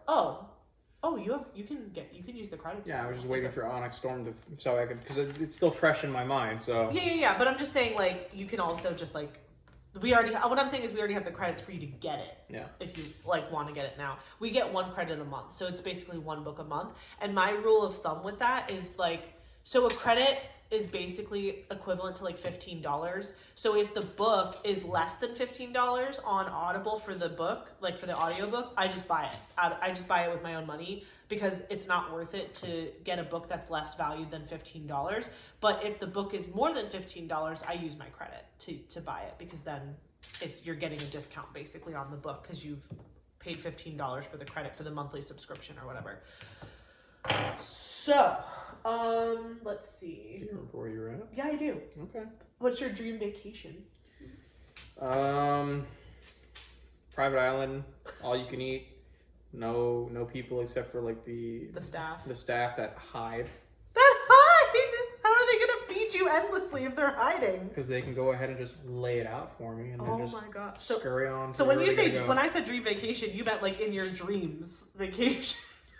I don't know. Let's hit the lottery and find out. Yeah, okay, we don't even play the lottery. We always yell at our friend Cynthia. We're like, you need to win the lottery so we can retire because we're tired. She's like, I'm trying. Listen, you need to go ahead and make it big on YouTube so I can retire. Listen, that's up to them. Okay, I'm just. Y'all heard it here first, right? Y'all need to make her retire. You don't need to make her enough money so that way I can retire. You need to stop. They are doing great. They're very nice to me. They don't need to do anything more than they're doing. But anyway, I would like to retire. Literally, I got like 2 subscribers on YouTube. He's like, great, I'll be a house husband, I'll do this. I'm like, Eric. Listen, it was a great scenario for her. I told her I'll be a house husband. I'll clean everything. I'll make all the food. I'll take care of all the house chores. I'll even wear the outfit. I'll wear the maid outfit. I'll wear the outfit. I would pay to see the outfit. I literally like. Would I love to do this full time? Of course I would, but like you have to be like, well, okay, Mr. Beast is like an extreme example, but like you have to have like a crazy amount of followers for it to like replace a real income. Like it definitely helps with the hobby. Like the money I make from YouTube definitely pays for the hobby, but like that's it. Like that's what it does. But hey, I'm extremely grateful for all of you that subscribe, and if you haven't subscribed, please do for more of this ridiculous content. Follow, hit the bell. Yeah, hit the bell. I don't even say that. I should probably start telling them to do that. I don't ever tell them to turn on notifications. I feel like this community is so small that we're just all like, I don't know, we're all just into each other. Like we all just, when someone posts, we all know. We're like, oh yeah, it's like Katie posted. Oh yeah, Anthony posted. Oh yeah, Michaela, Courtney, Kara, everybody. I'm on it. When everybody posts, I'm like on it. I try to keep up to date because I don't want to miss out. That's the other thing too, is like when everyone's posting, it's like stuff like this where like we're all like talking about like, this is how my week went. This is what my life is like. And it's like, I want to get to know all these people. So it's like, I build a playlist for myself so I can like get up to date with all my friends and what's going on in their worlds. Like, there's a couple of videos that I still have to catch up on. I have to catch up on a bunch of people's, 2024 year in reviews. I think I saw that Kate from well, she's Pixie Sticks as an artist, but her YouTube channel that she posts on regularly is Diamonds and Dr. Pepper. So I need to go watch Kate's year in review video, and then Diamond Painting with Laura. I watched a couple of her videos the other day, and then I was binging Kara the other day from the Principal Diamond Painter. And yeah, so I just have to like keep up with everybody. I was watching I know Crafting with Shay just went to Vegas, I think for the holidays, so I can't wait I hopefully can catch a live now that she's back. There's so many channels that I like want to keep up with all the time, and so that definitely actually took a chunk out of reading time. But I do think when Onyx Storm comes back, I like to listen to that on my way to work too. I only go into the office twice a week, but I have like a 45-minute commute because of traffic, not because of distance, because of traffic. So I do get like a decent amount of book time going in and coming home on those 2 days. 45 minutes. Okay, relax. Eric wins the commute battle. Also, I win because I work from home most of the days. I don't think there's a winning in this scenario. I mean, we both, well, for me at listen, we should just be thankful that we both have great jobs and we're blessed. We're blessed. But yeah, the commute can be rough. And Eric works downtown, so he has to like fight with like downtown and like traffic and parking. At least you have a spot that you have for parking, so that's good. Yeah, you have to pay for it. But that's when he listens to most of his audiobooks too, is in the car, and that's why I'm like, maybe we will be on the same page, because I could see you getting more time with the book in the car than I will. You're making it sound like it's like a divorced kid. What? Well, more time with the book. Yeah. That's not what I meant. We can have joint custody of Onyx Storm. It's fine. We'll co-parent. The cats are gone. I was gonna say. No, yeah, they're over here messing about with something. Oh, okay. The cats got a bunch of Christmas presents, and they're just like going buck wild trying to figure out what they want to play with. They got this one. It was like a dancing fish. Have you ever seen that? It's like a fabric fish, but there's a motor inside, and it like flops up and down. And I sprayed it with catnip spray, and Kovu was like rolling in it. He was like in another dimension. He was so happy. But then we had to turn it off for the video, and then he got sad. So I don't know. He's pouting somewhere. There's Winnie. She's just chilling. He's probably asleep though. No, he's moving around. I heard him huffing and puffing. Oh, did you? Yeah, he's over there somewhere by the couch. Okay, so let's look at the next thing. Oh, wait, June vacation. You said a private island where you didn't see anybody? Yeah, private island, just me and you. That'd be fun. Yeah. Dream vacation.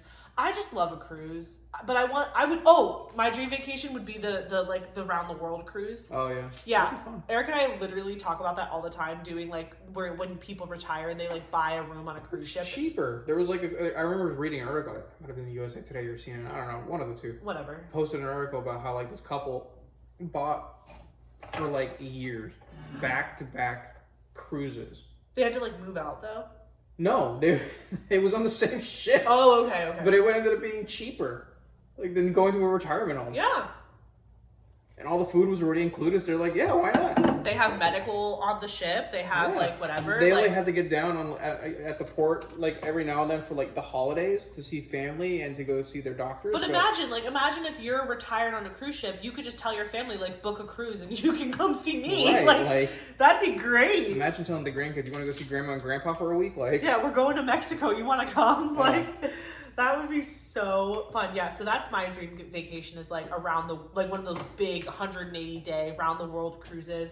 Like, if we could ever do that in our lifetime, that would be incredible. Although I don't think I could. The only reason I don't think I could do it is because I could never be away from my animals that long. Like, if I could have a room where they I would pay extra, but if they would let me bring my cats on board, I would do it. But there's no way I could be away from this little chicken nugget for that long. I don't know how well she'd handle a rocking ship. I think she would get used to it. I don't know. I think eventually, she'd walk around like a drunk for a hot minute. Yeah, for sure. Well, she walks around like a drunk now. Right, Mommy? Yeah. She's already like sniffing stuff. But anyway, yeah, that would be my dream vacation. What's your favorite Lego that you've completed so far? That I've completed so far? Yeah, like one that we can show them. Like later. I have different ones for different reasons. Sure. I think like you can share multiple, that's fine. I think as far as like sets for the Star Wars ones, it's probably gonna have to be the collector's edition X-Wing and TIE Fighter, because they just look so good because of how much detail they put into it. And you got both of those last year. Right.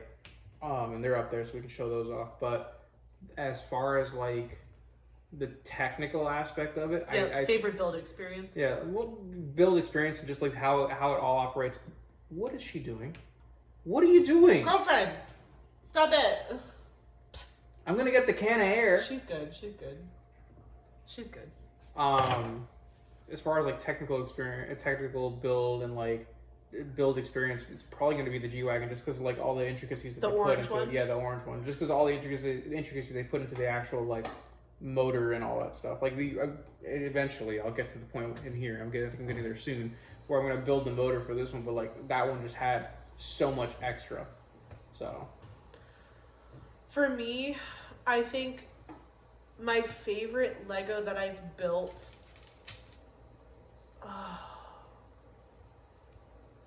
For finished product, it's a tie between the Disney Castle and Barad-dûr, the ones that you guys see behind me in all my videos. Like, those just look so good. And the Disney Castle that I built, the Lego came out with 2 Disney Castles. There was the original one, and then when they had, I think it was their 100th anniversary, they came out with the new one that I bought. Yeah. I bought version 2 because I thought the color match was so much better to the real Disney World castle in Orlando.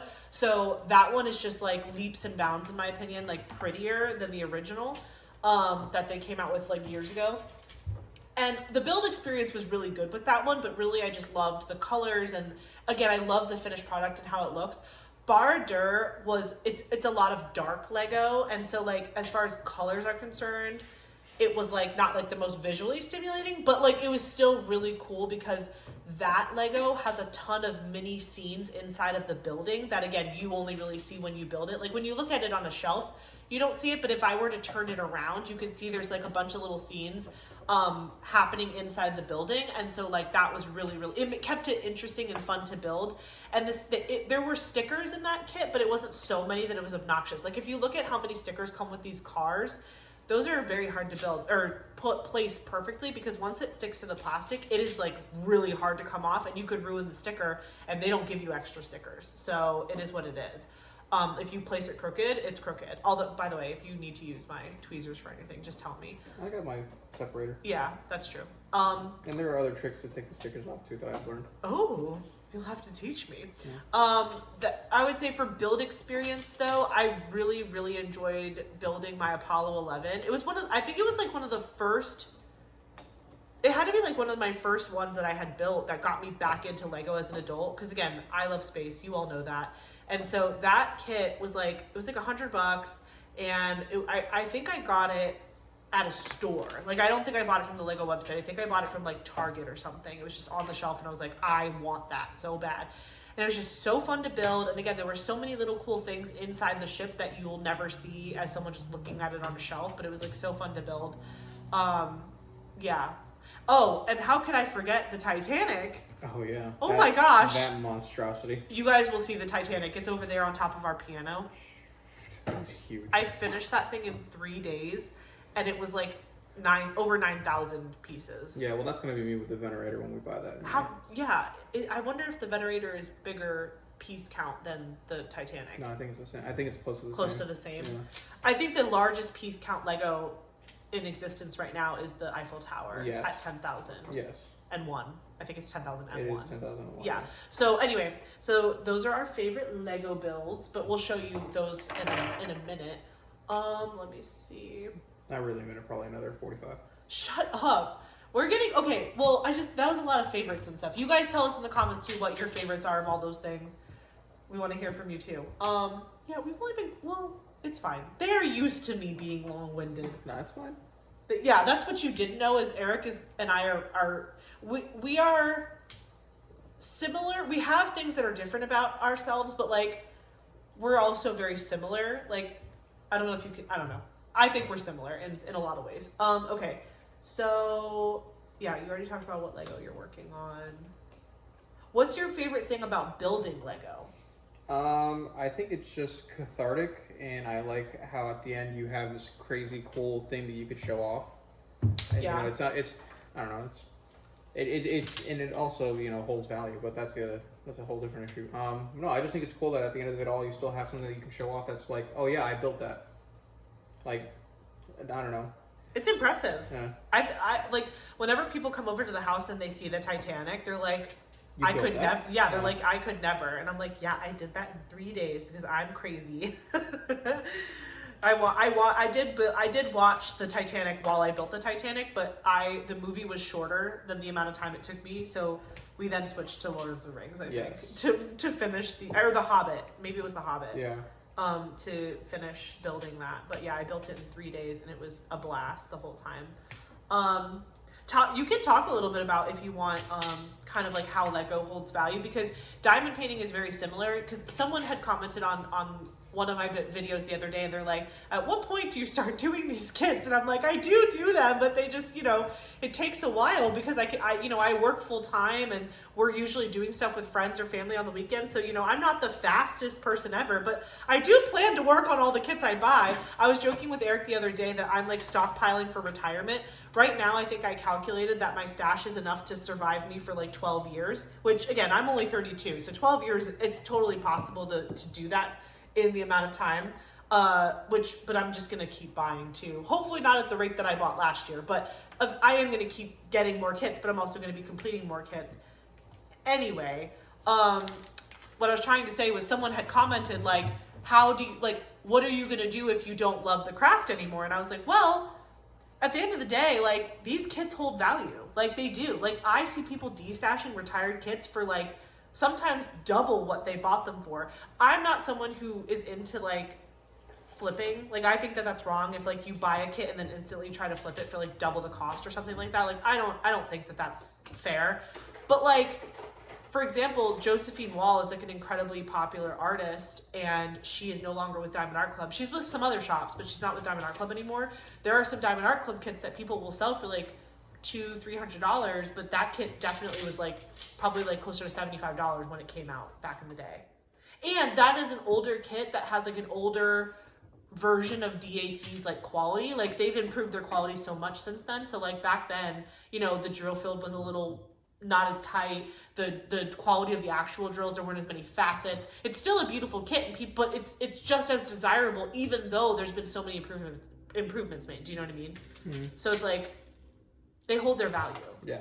And Lego is the same way. Like Lego is the same way, where you could keep a kit. Granted, if it's already built and out of the box, it's going to be valued at less. Way less. But like if you buy a Lego, keep it in its box and just leave it on your shelf, in years it could be worth, maybe not like a huge amount of money depending on what type of Lego it is. No, but it'll still be worth more. Like one that we're buying that is on our Amazon list right now to come in once we hit purchase is the Land Rover Defender, the newer version, not the older version, where it's a little the lines are a little cleaner. That one is a retired kit, and that sold originally for like $200. We're having to buy it at almost $100 more than what it was originally sold for. And when did it retire? Yeah, I was gonna say, when did it retire? I think it retired like 2 years ago. So it gained $100 in value in 2 years. And then there's other kits, like, and granted it's also because they're associated with particular IPs, but like they have similar with like the Venerator, they had come out with an Imperial Star Destroyer for Star Wars. And it was the same thing, the same size, it's gigantic, about as big as the Titanic. And it sold originally for like, I think back in the day when it came out, $400, which based on today's standard would be about what the Venerator costs. And a built one, not even one that's in the box, a built one is valued at $1,000. Wow, a built one? A built one is at $1,000. Because you can't find it anywhere. Yeah. Yeah, well, and again, there's collectors, and same thing with diamond painting. Like, there are people who like don't even do their kits. It's a collector's item. Like, it's like they just collect it. Maybe they do their kits, but like they're never gonna do them fast enough to like do them all. But yeah, like if I one day woke up and decided I didn't like diamond painting anymore, which I think is completely not possible because I'm so in love with it and it's so fun to me. But if that ever happened, if I ever woke up one day and I was like, I don't like diamond painting anymore, I want to get rid of all of my stash, I could sell every single kit without question. And me personally, again, like I'm not trying to like flip my kits and try to make a buck. I'm just trying to get what I paid for them. So if you think about it, the majority of us that buy diamond paintings regularly, we wait for sales, we use coupon codes or discount codes. So you're already not even paying the original cost of a kit usually when you're buying it. So if you buy a kit for 10% off, 15% off, 25% off, 30% off during Black Friday, and then you resell it at its original value. Again, you're not upcharging anybody. You're just like, I'm going to sell you this kit for $75, but when you bought it for like $60, and then you have the buyer pay shipping, you just made a couple bucks. And again, like if I ever really was like, I do not want to do this anymore, first of all, the first thing I would do is go to all my diamond painting friends and I'd be like, what do you want? What can I trade or give you, whatever? I mean, I wouldn't give my whole collection away for free because I would want to recoup some of those costs, obviously. But like, if I had a friend that I knew was dying for like a mystery kit that I had that like is gone and people are selling it for like $300, I would throw my friend a bone before I just tried to like make $1 from it. But the majority of the stash, I would sell it for what I bought it for at the original market price. And that would be it. And I would just make all my money back and say sayonara. But I don't think that's going to happen. Do you? Probably not. Probably not. So yeah. So to answer that question from one of my previous videos, yeah, like, do I have every intention of finishing all the kits I buy? Yeah, I'm not just buying them for the sake of unboxing them for you guys. Like I would not buy something and use my own money for something I didn't like. Same thing with Lego. We don't buy every single Lego that comes out. We only buy the ones that are like ones that we enjoy, that we want to look at and we want to display in our house. I mean, right now it's just him and I. We don't have kids. We have our cats, but they're mostly behaved. As she touches something she shouldn't. Hey. But, for the most part, like, it's just him and I. And so that's another piece of it, too, is, like, we might have more flexibility with how we spend our extra income as opposed to somebody who has, like, kids or other things to take care of. Like, some people take care of their family. Some people have other financial responsibilities outside of just themselves. And so, like, your budget might look different. So I totally respect the question, by the way. Like, I'm not hating on the person who made that comment at all. I'm just saying, like, if you look at my stash and you think, like, how the heck is she going to, like, is she ever going to finish that? My intention is to do that, but if I don't, they hold value. Mm-hmm. And I'm not afraid of, gifting them or selling them in the future if I need to do that. But yeah, so the next question, let's see. Sprinkle warning.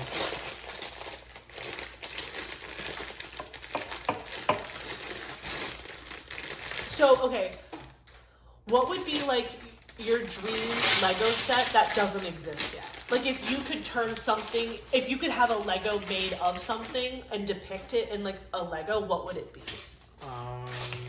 You can say a couple things if you can't think of just one. Or like if you can't pick between just one. I don't know, because they've been coming out with a lot of like cars that I would want as of late, and they've also been coming out with, well, you know what? It would probably be, now that I think about it, Yeah. And you'll see it when we go upstairs to show everyone the kits, but they came out last year with, they called it a MIDI size, or MIDI ship for some of the Star Wars, like the big name ship. Yeah, like the Millennium Falcon, yeah, the Executor, the Tantive 4, the Y-Wing. No, that was a different one.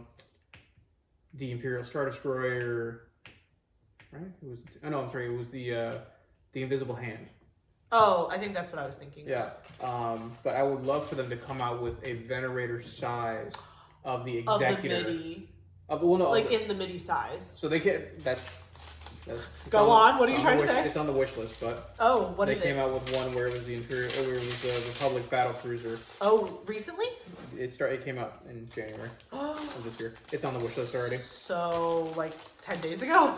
Yeah. But no, what I want is for them to come out with like the Venerator size, like the big build of it, of the Executor, which was for those of you that aren't Star Wars nerds, it was Emperor Palpatine's personal ship that was then given to Vader, if I remember correctly.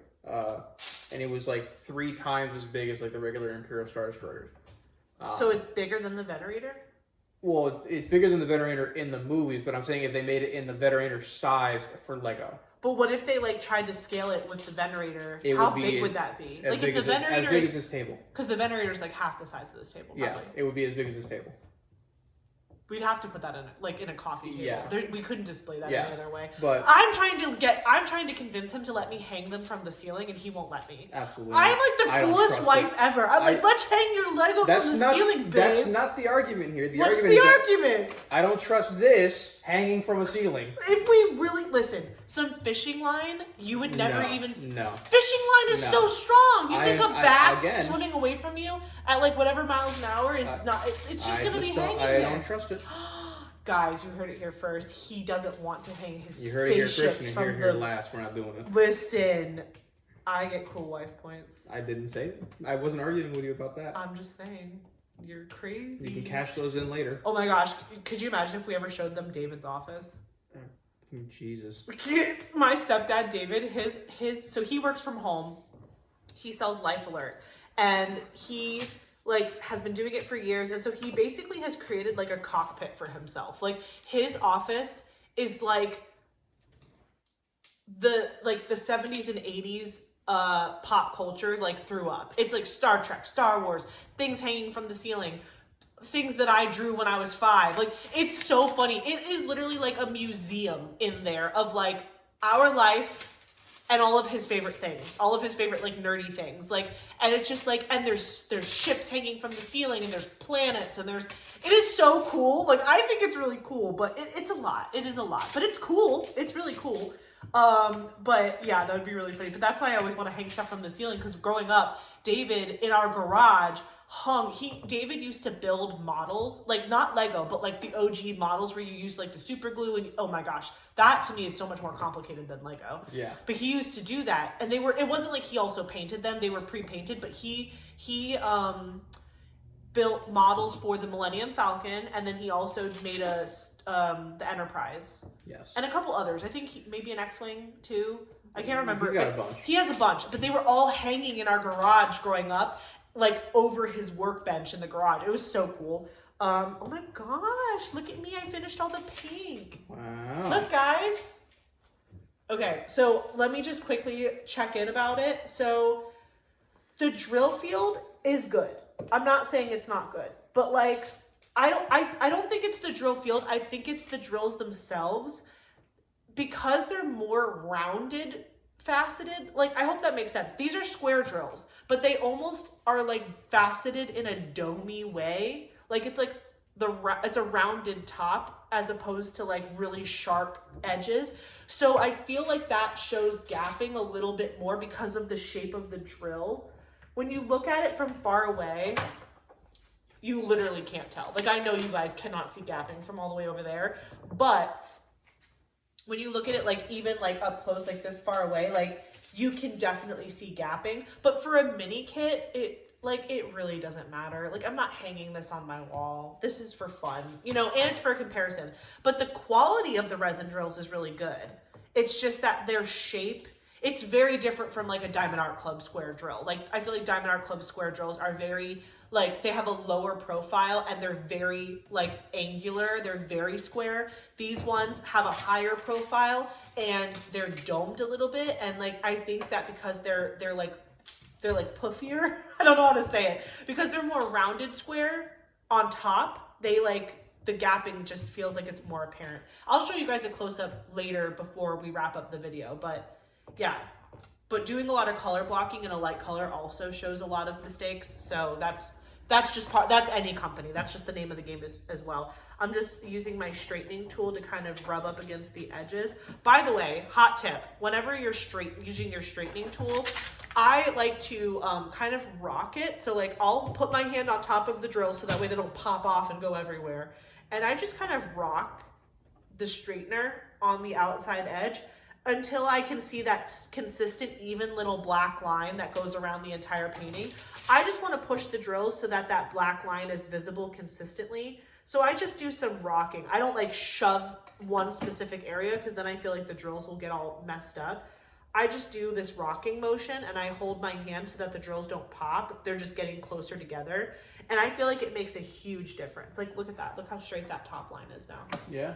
Right? Very straight. Like, it's very straight. And this line is very straight. And you can see that little black edge. Mm-hmm. Yeah. So that's what I do. And then also you can use your straightener to go in and like straighten up some of the lines and stuff. But I usually just like to straighten on the outsides. And I feel like that takes care of the inside a little bit. Plus, what? She went all the way to the top. Oh, hey girl. Oh God, now she's gonna like launch down at me. She's terrified. They can't see her up there, but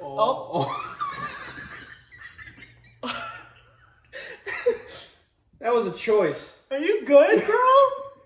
I hope he at least caught the part on camera where she was like hanging like Scar, help me. Look at where they can see. They can. Oh, they can't see They because of only the saw pole. her. They only saw her come around the backside. Oh. She literally just like Spider-Man'd upside down and scraped her way down the back pole of the tree. You good, mommy? Yeah. Yeah. She's a mess. Anyway, so that's that. Where am I? Let's see. I mean, you're home. Yeah, I am home. What?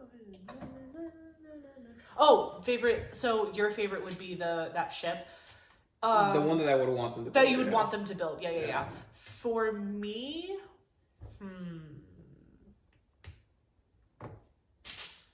if they were going to build a Lego set that doesn't already exist, what would I want to see?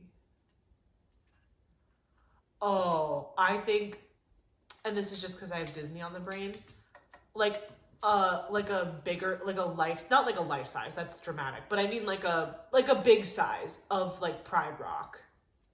Wouldn't that be cool? Yeah. That would look really cool. And then you could have like buildable characters on it with like Simba and Nala and all the characters and all the animals and stuff. That would be sick. Or the Tree of Life. That would be really cool with all the carvings. I don't know. There would probably be a lot of stickers.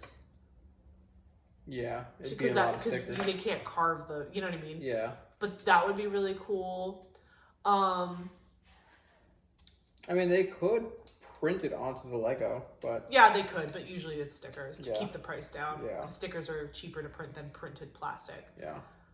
I'm trying to think of what else. I really love like a lot of the architecture stuff.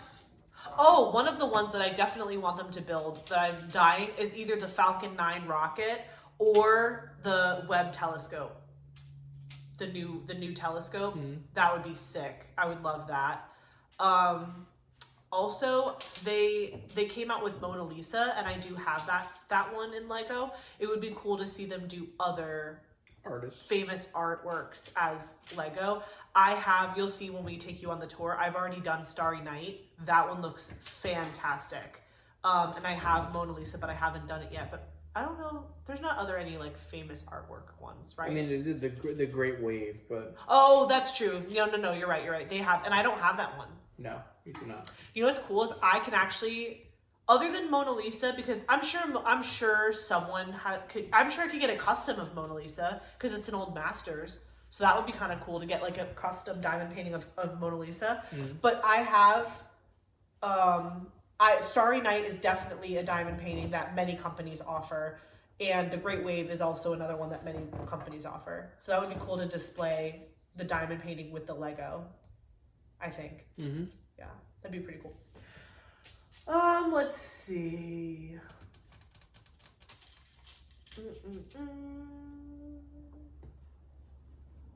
What was one of your favorite memories of us doing a hobby or a project together?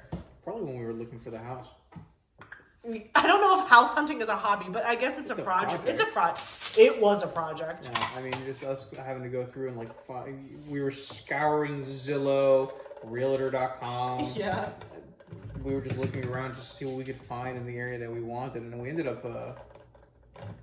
I think this house is perfect for us. Yeah. I love our house. I mean, I will say, like, this is the first house, obviously, that we've ever been in and that we've ever bought. And, like, some of the things that I wished we would have known, like, you know, when you're young and you're figuring things out, I wish that this house had more storage. We don't have a lot of closets in this house. We have a 2-car garage, so we do use our garage for a lot of storage. We don't park our cars in there, but we live in Florida, so it's not like we have to worry about, like, snow or anything crazy like that. No, you know, just hurricanes. Life-ending storms. Just life-ending hurricanes. It's fine. It's typical. We both are Florida born and raised. We grew up here, so we're not scared of pretty much anything. Floridian-wise, again, if it drops below a certain temperature, we hide. But well, he loves it, but I hide. I've gotten cold. As I've lost weight, I've become a person who feels cold, and that I don't like that. I liked it when I was a polar bear, but now I'm cold all the time, and I don't handle that well. Hold on, let me pick my next color. Here, you pick my color. What number or symbol? For the uncovered one? Yeah. 4. 4, okay. Oh, 4 is 4. Well, perfect. Oh, that's a pretty color. So yeah, when we were house hunting, like, we got this house for an incredible price, and we bought our house pre-COVID. We got it in 2018, yeah. So prices were still pretty normal for houses, and like we also got this house cheaper than what it should have gone for. Yes, well, and also like our interest rate for the house. I don't know if this is super boring to you guys, but when we bought the house, our interest rate for the house was 4.95%. Yeah. But then when COVID happened and everything got all crazy, we decided, because we were only 2 years into the mortgage, we decided to refinance, and we got it down to 2.99. So our interest rate for the house is only 2.99%, which is super, super good considering what it turned into after COVID and everything. So yeah, no, I love our house. But if I had to do it again, oh, I really love this color. If I had to do it again, I would say I would want a house with more storage. And even though it's just the 2 of us, I would like 4 bedrooms. Our house is 3 bedrooms, 2.5 bath. The only reason I would like the 4th bedroom is because that way we could each have an office and a guest room. Because right now we're having conversations, we're in discussions, we're in meetings together about changing our guest bedroom into another office, because right now our guest bedroom, it looks like diamond painting and Lego threw up in it. So all of my stash is in our guest bedroom. All of his backstock Lego is in our guest bedroom. Which she says all of it. It's, I think, like 8 or 9 sets. I'm not judging. I have no room to judge. I'm aware of that. I am self-aware. But I'm just saying, like, the room is hobby meltdown central. And I still use that closet in that room for, like, my work clothes and stuff, because it's just easier for me to just go in there and grab my work clothes. I don't know what it is. No, you know what? I do know what it is. when we moved into our house, we put all of our clothes into the closet, but the builder did not find the stud. They were dumb, and they just screwed the shelves into drywall. So when we put all of our clothes on the thing, the whole rack fell off the wall and like ripped a bunch of drywall out because it couldn't handle the weight because it wasn't in a stud. They didn't drill it into a stud to like have it be strong. So for a very, very long time, Eric and I couldn't actually store clothes in our closet because we had to fix the giant shelf that came down. And then it happened in the other closet, in the guest room closet. They also, I don't know what the builders were smoking that day, but like they were not doing their job because, and we didn't buy the house like new built. Like we are like the third owners of this house, I think. Yeah.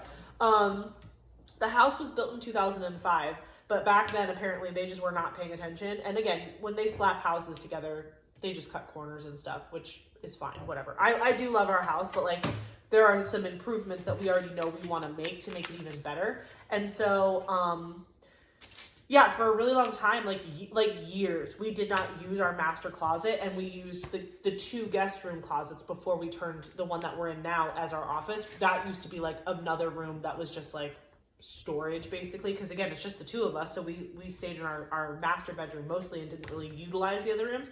But I was upset about that, and I was like, I really want to use the space we have. So we started like using the space we had. We turned one of the rooms into our home office, so we're both in there. But now that like we're doing that, we love that we're in the same room together, but like our stuff is taking over. And most of our family, like when they do come and visit, the ones that don't live here, when they come and visit, they have dogs and stuff, and they prefer to stay in a hotel room. We would let them stay here like without a problem, but they typically stay in a hotel room for comfortability reasons. Like they just like it. And my mom and my stepdad live locally. My dad is really the only one that like consistently uses that guest room when he visits. He doesn't get a hotel, he stays with us. But we've been talking about turning our guest room into Eric's office, and then I can have the entire office for my crafting, and I'll also work from that office. Like when I work from home, I work on the same computer that I'm using for like everything. It's just like my computer. And so if we make the other room his office, we were thinking of putting one of those really like the really nicer versions of like the pull-out couches where it's a couch, but then it's the bottom like slides out. It's not like the one with the big bar in the middle that hurts your back. So that way we can still have a spot for people to crash, you know, if they're coming to stay and they want to crash or whatever, or if we have friends come over and we're like drinking or something and we don't want them to go home, like whatever the thing is. Like I still want to have a space for people to sleep here, but I don't want it to be the focus of the room because everyone around, most of our people live by us now, except for like my dad, your mom and dad, and grandparents. That's it. Everybody else is here. So we have way less. We used our guest room a lot in the first couple of years that we had the house. Like it was actually used a whole lot, which made me happy because that was the point of us getting that. We bought a bed for that room pretty quickly. And, you know, I was like, you know, I hope we use it. And we did. Like we've used it a lot. But now we're at the point where people have moved closer, and I just feel like that room could be better used for like Eric to have more space for himself. Because literally, you'll see when we go upstairs, his desk is in a closet. Yeah, she stuck me in a closet, y'all. It's a cool closet. I made it really cool for you. Mm-hmm. I made our home office really, really cool. But yeah, you'll see all of his cars are up on the walls and stuff. But yeah, I think that we might convert the guest bedroom into an office for him. He would take all of the Lego and stuff into his office. That's his. And then actually right here where we are behind us, this mirror that's here, we want to move that mirror by the front door, kind of like as an entryway mirror. So when you're walking in or out of the house, like you have like a little, like, well, not little, it's a big mirror, but to just check yourself before you leave the house. It's like a nice entryway mirror. And then we want to put built-in bookshelves across this entire wall all the way until you get to like the kitchen, which is the kitchen's over there. And so we do this huge built-in, like, and we would do it like DIY. We would do like Billy bookcases or like IKEA. We would do it ourselves, and we would have like floor-to-ceiling like bookcases here, and we could display all of our books and our Legos and our board games and our whatever, and like whatever cute stuff. This would all be shelves all the way up, and we have really high ceilings on our first floor, and then that would like thin out the Lego that's upstairs, and then my office would stay the room that we're in, but I would take over the closet for my diamond painting storage, and I would just turn the whole room into like a crafter's haven den space. It would be amazing. And then his office would be for like, again, there would be a couch in there that could turn into a futon if we had someone that needed to stay over, but really it would be like a spot for him to build his Lego and to play video games and do all that.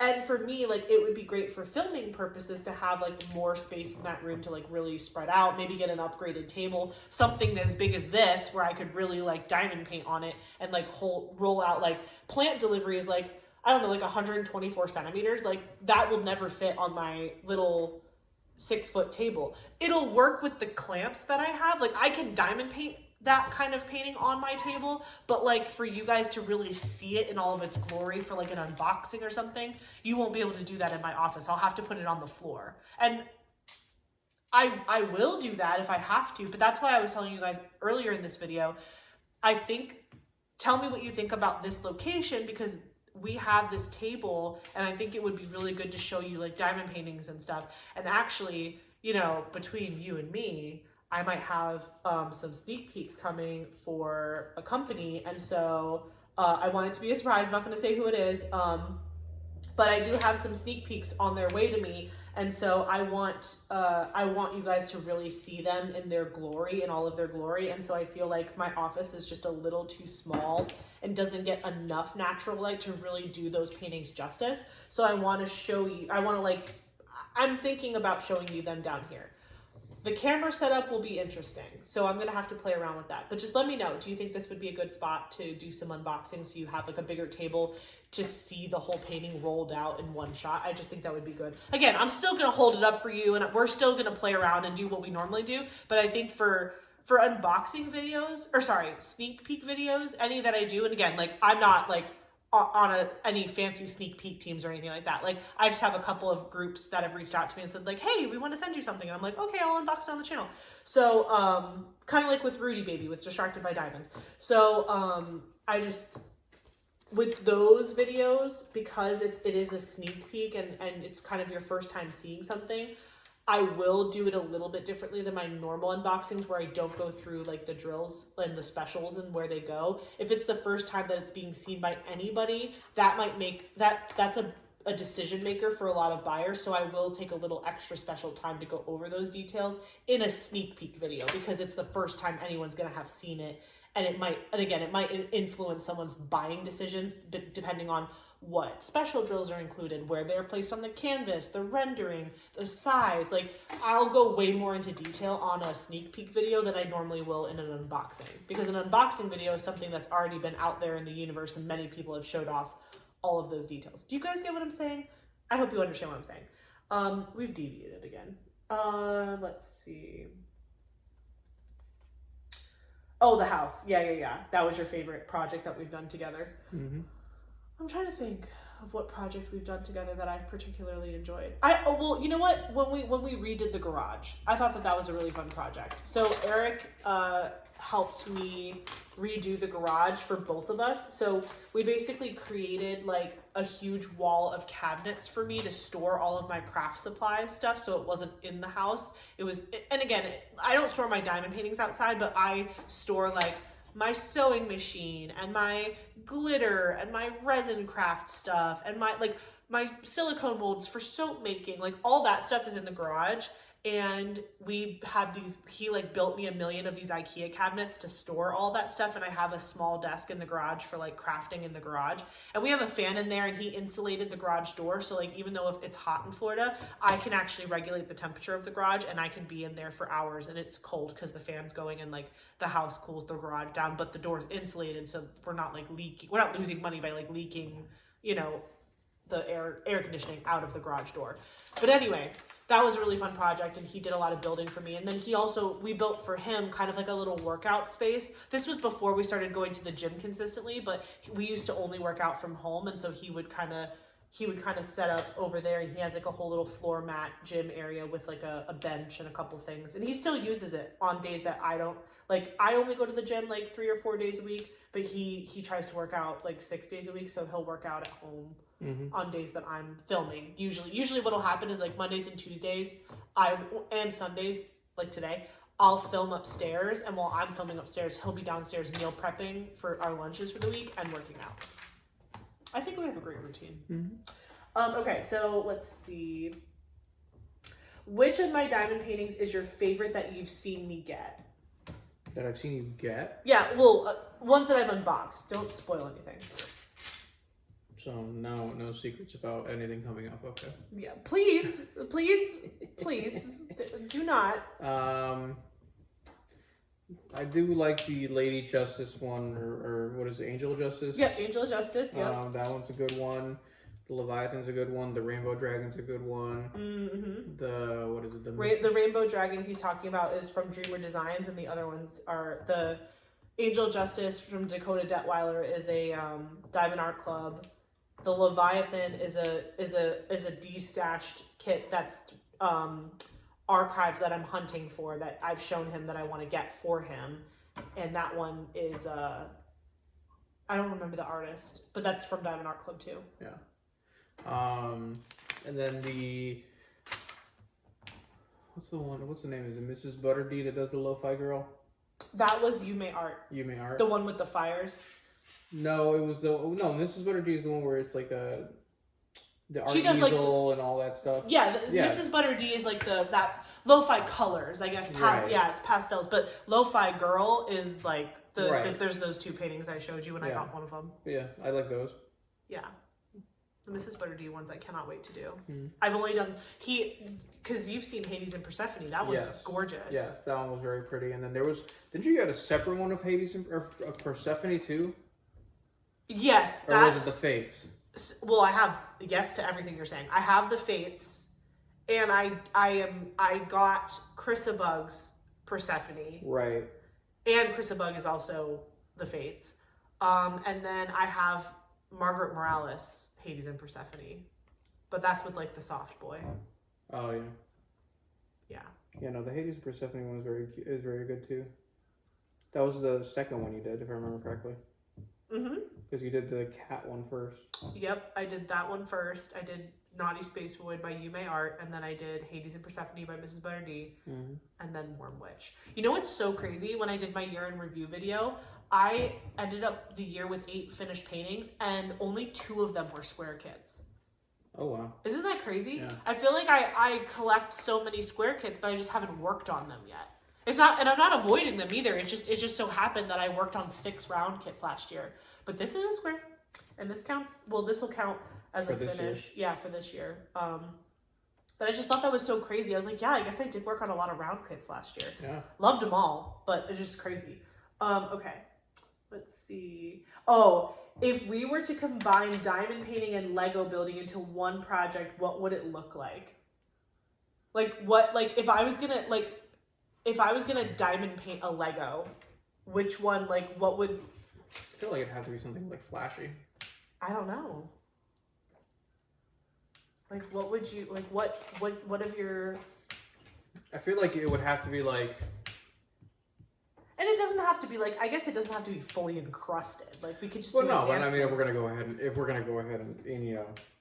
it, we might as well do it all the way. Oh my gosh. An all or nothing man. Yeah. I mean, I think it'd be fun to do like you see the cars that drive around on the streets with that have all the different chrome and all that stuff. Oh, where you walk and it changes color. It changes color, yeah. It's like color morphing paint. Yeah. I think doing something like that would be interesting. We should try that one time on a speed champion. Painting it? Pick a speed champion, and then once it's finished, I can diamond paint on it. It would have to, well, speaking of fast cars, right. I don't know, because it has to kind of work with the angles, which it could, but also I don't want to cover any stickers. You know what I mean? So the speed champions have a lot of stickers. Well, no, it would have to, they do, but you can take all the stickers off and just have it be there are some speed champions cars that you look at and you're like, oh yeah, without the stickers you can tell that's a Corvette, that's a Camaro, that's a Mustang. Sure. It would have to be one of those that you can just tell what kind of car it is just based on the body shape. Yeah. I'll have to keep my eye out and see what would be cool. I mean, yeah, I think the cars would lend themselves really nicely to diamond painting on. Well, just because you drive around, you see some people that have the The glittery cars and all that. So like, cars. they're already doing it. So like, you're gonna just do something like that. Yeah. Could you imagine just diamond painting a real car? Honestly, some millionaire out there who likes diamond painting. Do you know how much money that would cost to pay someone to like basically bedazzle? Hey, they do it themselves. No. Well, yeah. If you're retired and you have nothing else better to do, but I'm saying like, there's definitely like famous people who would pay someone to like put Swarovski crystals on their car. Yeah, and then that's not what this is, but still, it's like similar well, idea. the car gets stolen, and that's a whole different issue. Yeah, I'll have to keep my eyes peeled for something I think would be really fun to put diamonds on a Lego. I think that would be a fun little project. Anywho, what else do we got? We're almost done.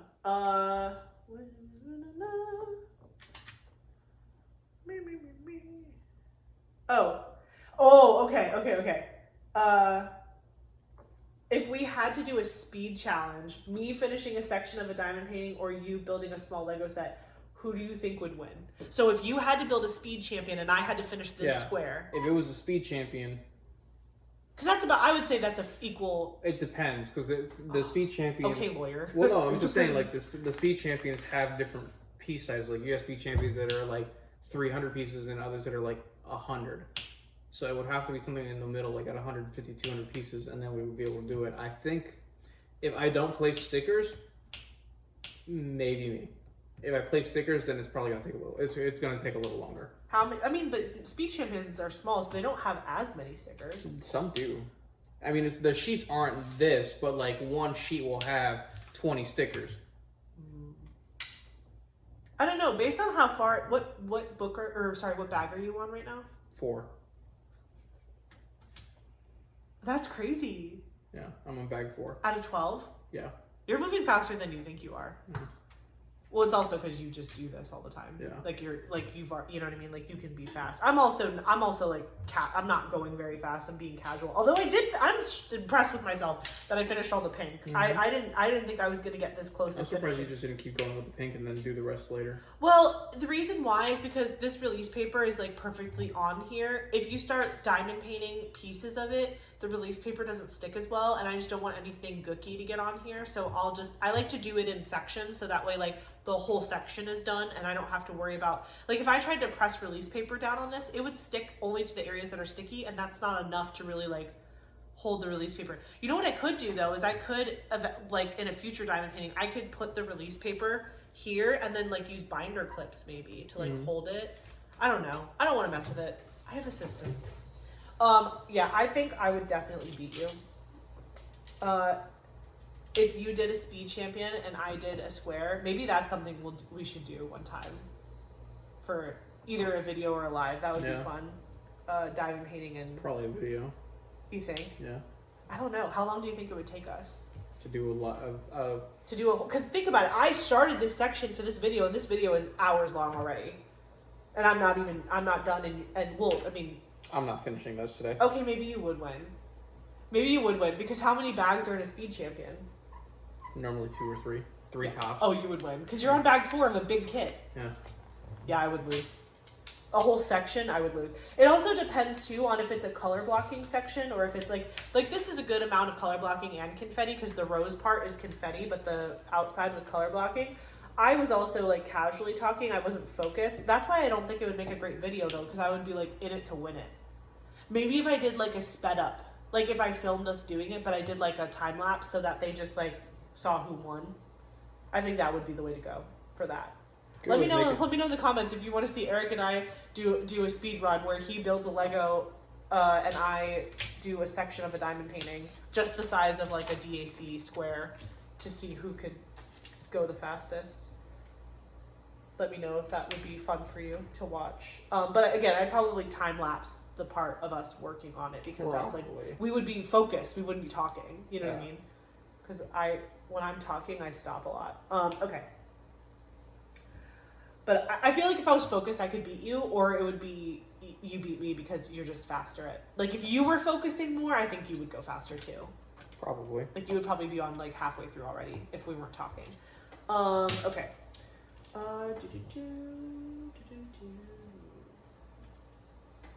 Oh God.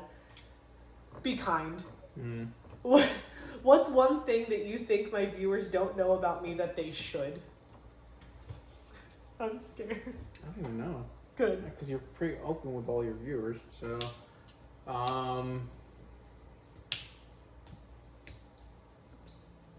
that they should know? Or whatever. Like, what's one thing about me? Yeah, that they should. I don't know. Think That of something. they should. I mean, I could think of a few things, but that they should know is the key word here, or key phrase here. I think you're overthinking it, darling. Like, I don't know, like a fun fact or like something that you know about me. I mean, I know a lot of things about you, but again, it's YouTube. Okay. Nothing graphic, please. Do they know how we found your favorite drink? Do you remember how we found your favorite drink? Are you talking about the lemonade? Yeah. No, they don't know that. Okay. You can tell that. Okay. Yeah, we went to Epcot's Food and Wine Festival. Is this lined up right? Yes. Epcot's Food and Wine Festival. God, how many years ago was it? The very first time? No, it wasn't the very first time. I was going to say, like, I don't know. The very first time was when we were in college, but many years ago. Many moons ago. We went to Epcot Food and Wine Festival, and I don't know how many of you are familiar with, Epcot here in Orlando. Probably, I mean, I got people from Poland watching us. So they got different countries. And of course, they put America right in the middle of it. So part of it was the Thief and Drum. And they only sold it during Food and Wine Festival. They made a Red Stag lemonade. It was a Red Stag frozen lemonade. So it was like it was like a frosted lemonade drink, or like a frozen lemonade, like a Slurpee almost. Yeah. And then they would put back then what they would do is they would put a shot of Jim Beam Red Stag lemonade on top of it, and it's a black cherry bourbon. I'm sorry, it's a Jim Beam Red Stag bourbon, so it's a black cherry bourbon, and they would just put the shot on top, and you were supposed to mix it. Then they realized that it was actually selling really well, and they kept it, and they actually made it a part of the freeze mix that they used for the lemonade. So then they just started mixing it all together. And they had it year round. It wasn't just during Food and Wine, which I was they started carrying it year round, which was great. But it also, like, every time we would go, we would get it's Disney, so of course they started getting stingy with the. It was like $16 for like a Dixie cup. Right. Well, at first you used to pay like 50, 60 bucks, and it used to be like 15, 16 bucks, but it was a big cup. It was a big cup of it. And then it was like a solo cup size. No, it was even bigger than that. It was taller. Yeah, it was that taller. same shape. Yeah, but then as the years go and Disney gets more expensive, the cups started to get smaller.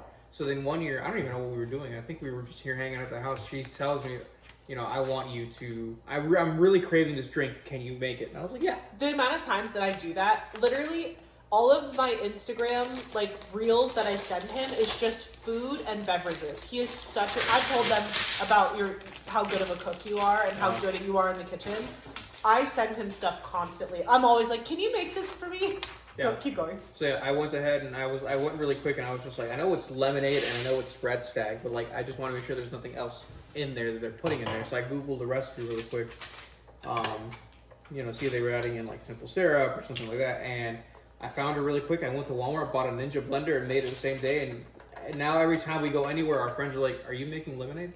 Yeah, they ask all the time about it, and that is my favorite alcoholic beverage of choice. Is a I don't know, a spiked lemonade, basically. Pretty much, yeah. Vodka, that's what it boils down to. Red Stag. It doesn't really matter what's in it. I just like a spiked lemonade, and if it's frosted, I'm even more excited. Like a Slurpee style, Yeah. What am I trying to say? Like a Slurpee. Like a frozen. Yeah, frozen. Oh my gosh, my other favorite drink is Miami Vice. Oh yeah. A frozen Miami Vice. Miami Vice comes frozen. No, you can get a Miami Vice not frozen. It's a strawberry daiquiri. It's daiquiri.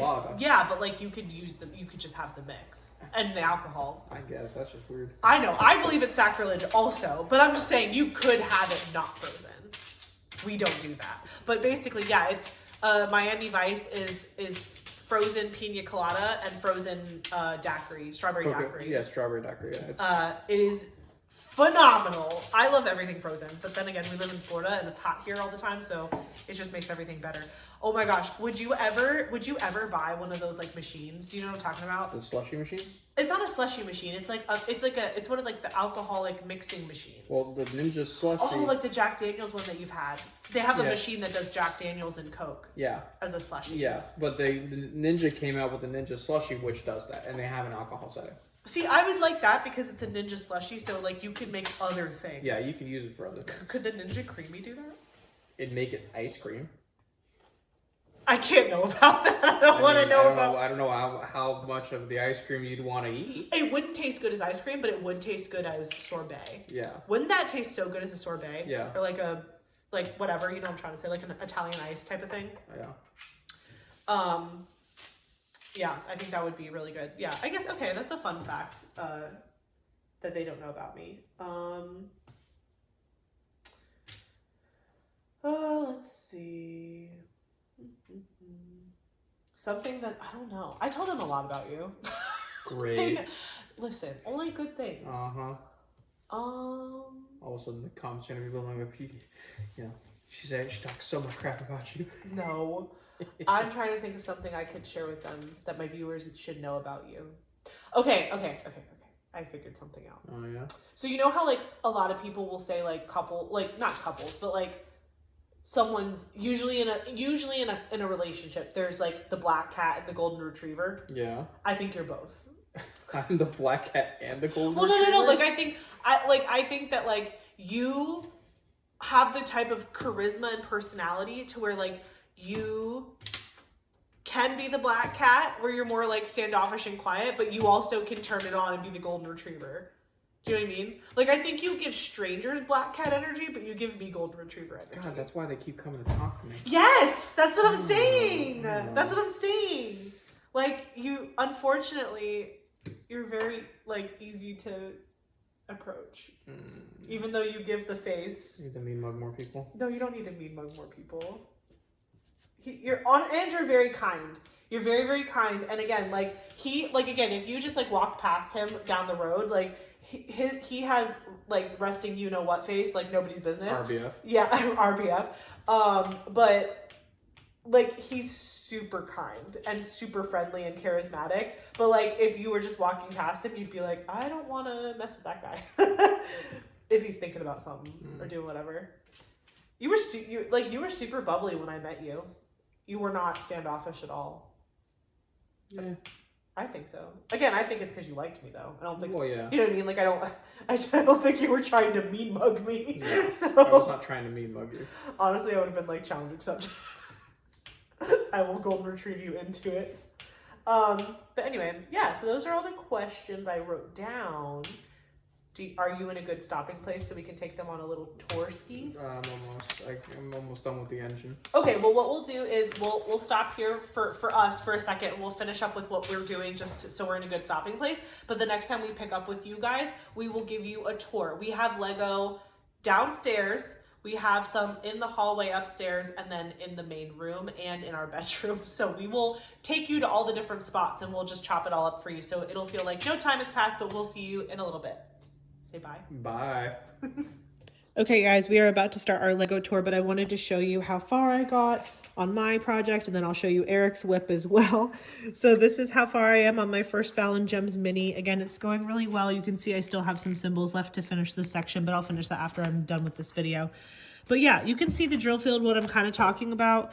It's like, it's not gappy, but you can still see a little, it's hard to explain.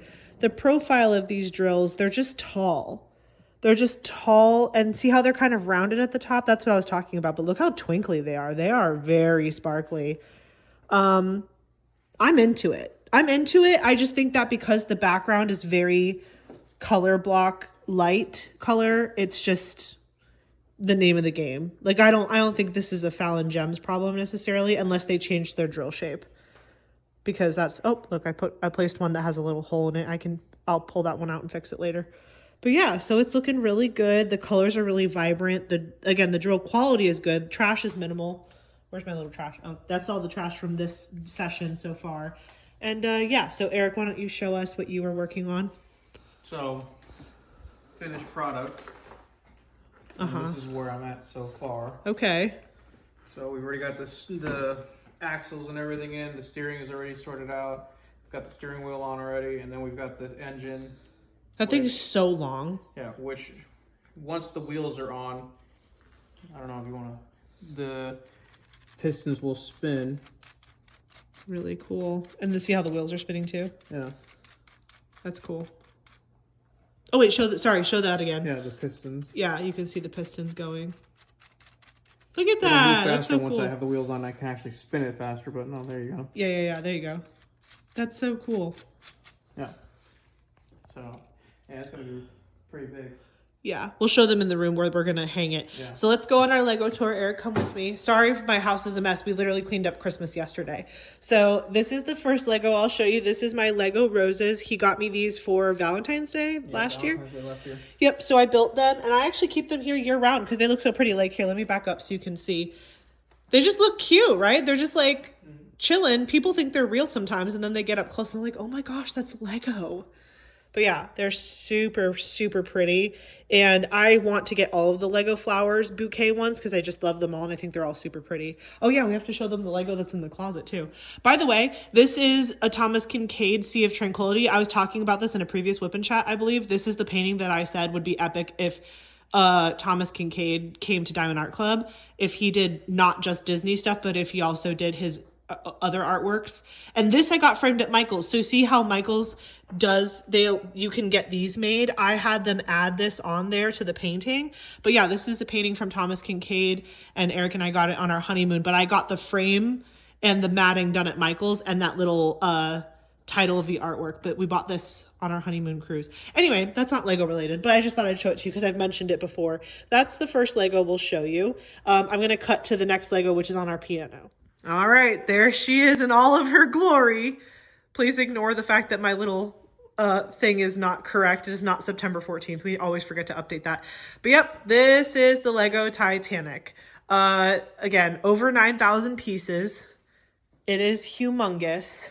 I forgot, like, there was some crazy statistics in this Lego piece that said, like, the amount of lifeboats that are depicted on this Lego piece is, like, only like a couple boats off of how many lifeboats they had on the actual Titanic, which I think is crazy. We also have this little baby Lego set. This did not come with the Titanic, but I thought it was cute, so I put it there. It's just like a little shark guy and some crab over here, treasure. Oh yeah, the little crab guy. He did not come with the Titanic. I just thought he was cute. This did come with the Titanic though, the thing that says Titanic. But yeah, look at all the details. It has the smokestacks and it has even like this line here connecting the two crow's nests, I guess, that would normally be there. But yeah, look how awesome. There's just so much detail. And if I were to open this up, there's actually this thing splits into 3 different pieces. So there's like a middle and then 2 end pieces. When you split it up, you can see inside at the cabins and some of the interior stuff and like the boiler room. It's just really cool. Look at the little flag. Woohoo! So yeah, this is the Lego Titanic. It is massive. Even look, there's like even the details, like little benches. It is just stunning. And it was so fun to build. This was the worst part. Hold on, where is it? Where is it? Oh, this. This little line of windows are all single Legos. And it's just stacked all one on top of another on top of another. My fingers were like broken after doing it all the way across. But it was a lot of fun. All right, now we're going to travel upstairs to the hallway for our next set of Lego. Okay, we are now upstairs. This is like the top of our stairs. You can see stairs. Oh, here comes Kovu. Come on, baby. Thank you for joining the family.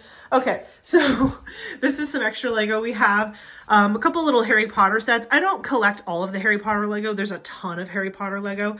There's another cute little flower one. But yeah, we have some of the Harry Potter Lego sets here, and I just have them on this like little wooden desk that's in our hallway. Bunch of cat toys. And then actually I made this. I made it in college when I was in ceramics as part of my minor.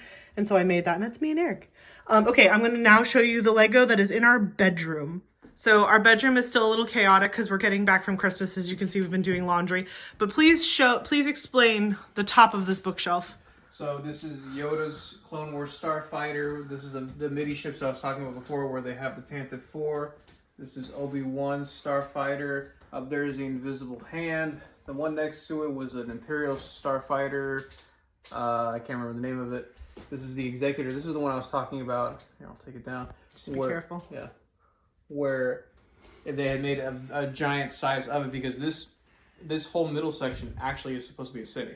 And they have here the Imperial, the Star Destroyers next to it to show like what the scale was. Like, that's supposed to be what the scale is between the Imperial Star Destroyer and the Executor. So. Oh my gosh! And the Star Destroyer, or the Executor, is huge. Yeah.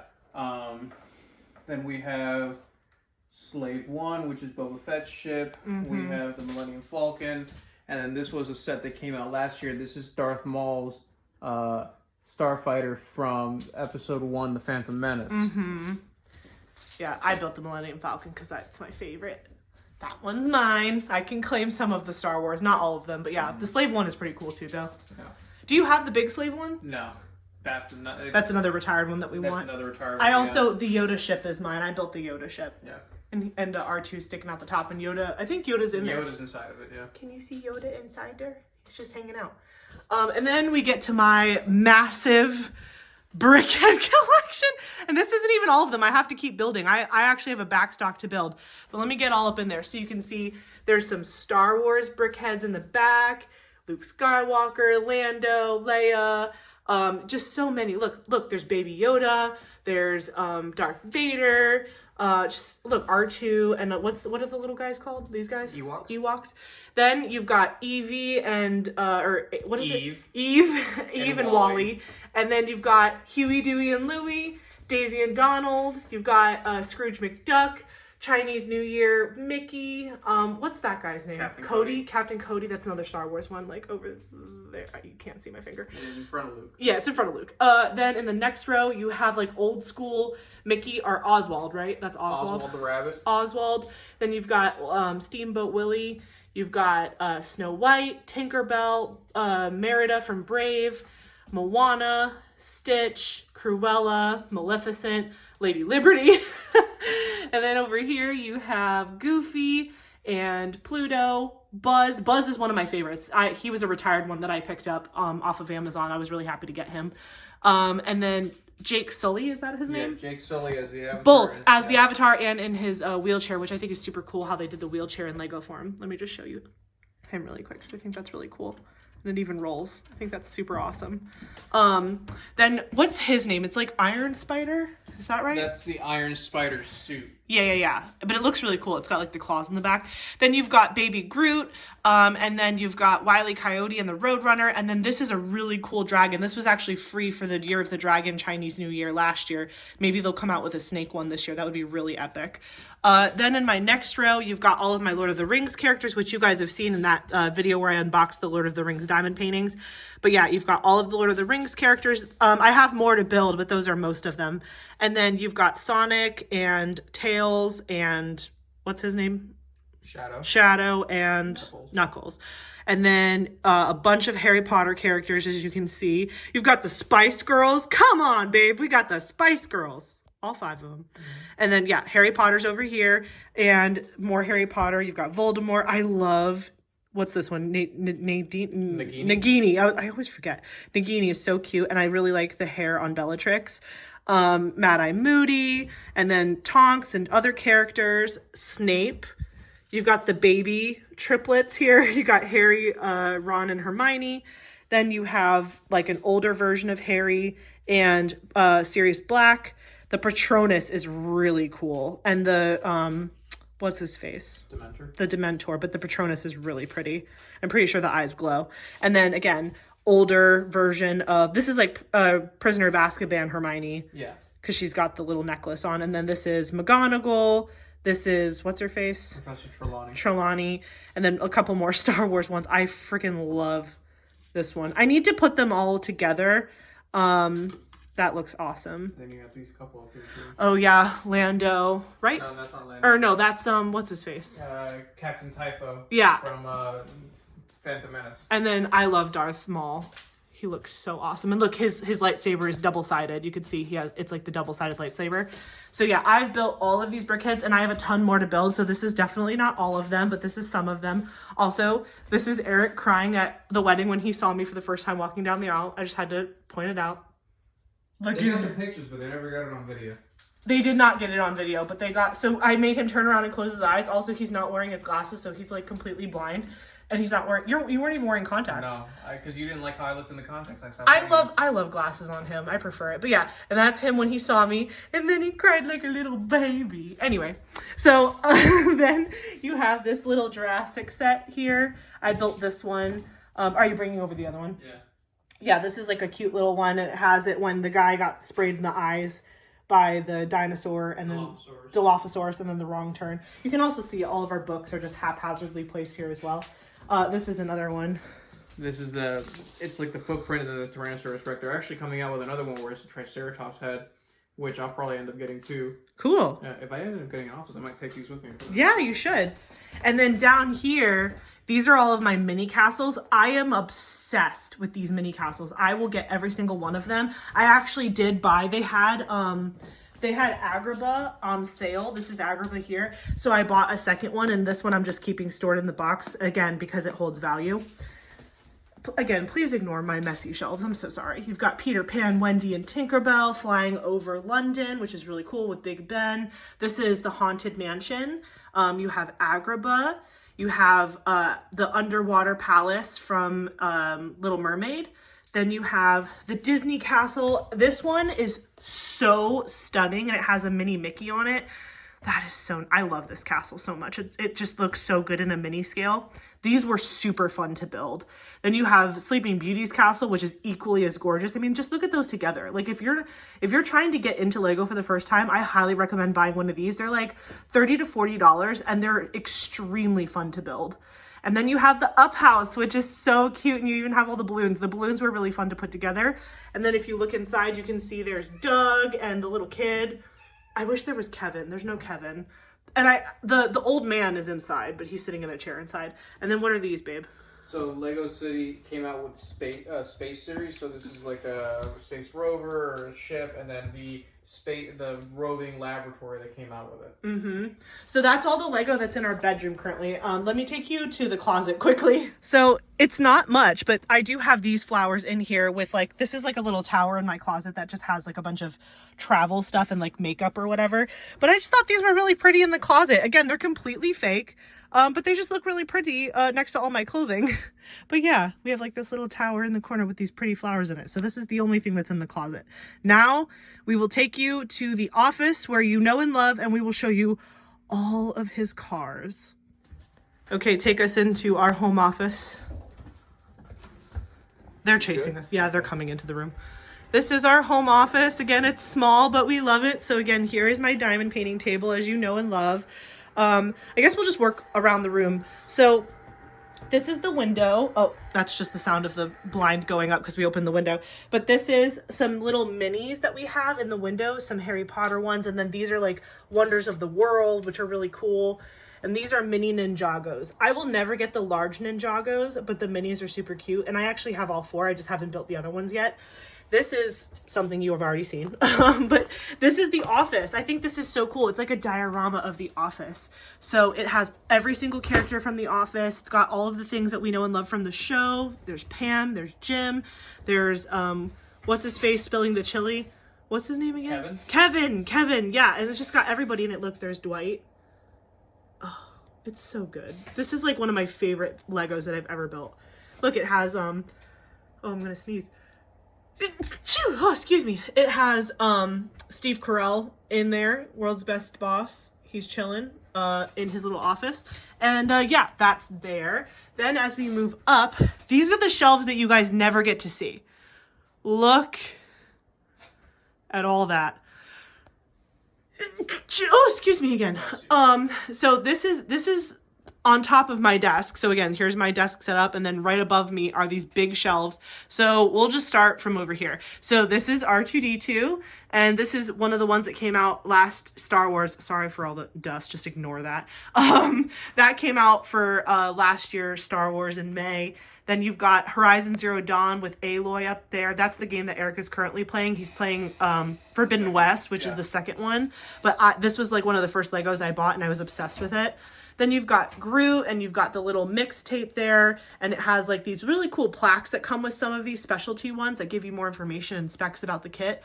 There's one of my favorite Legos, one of the first ones I built, the Apollo 11, and it just looks so good. Look at the little spacemen.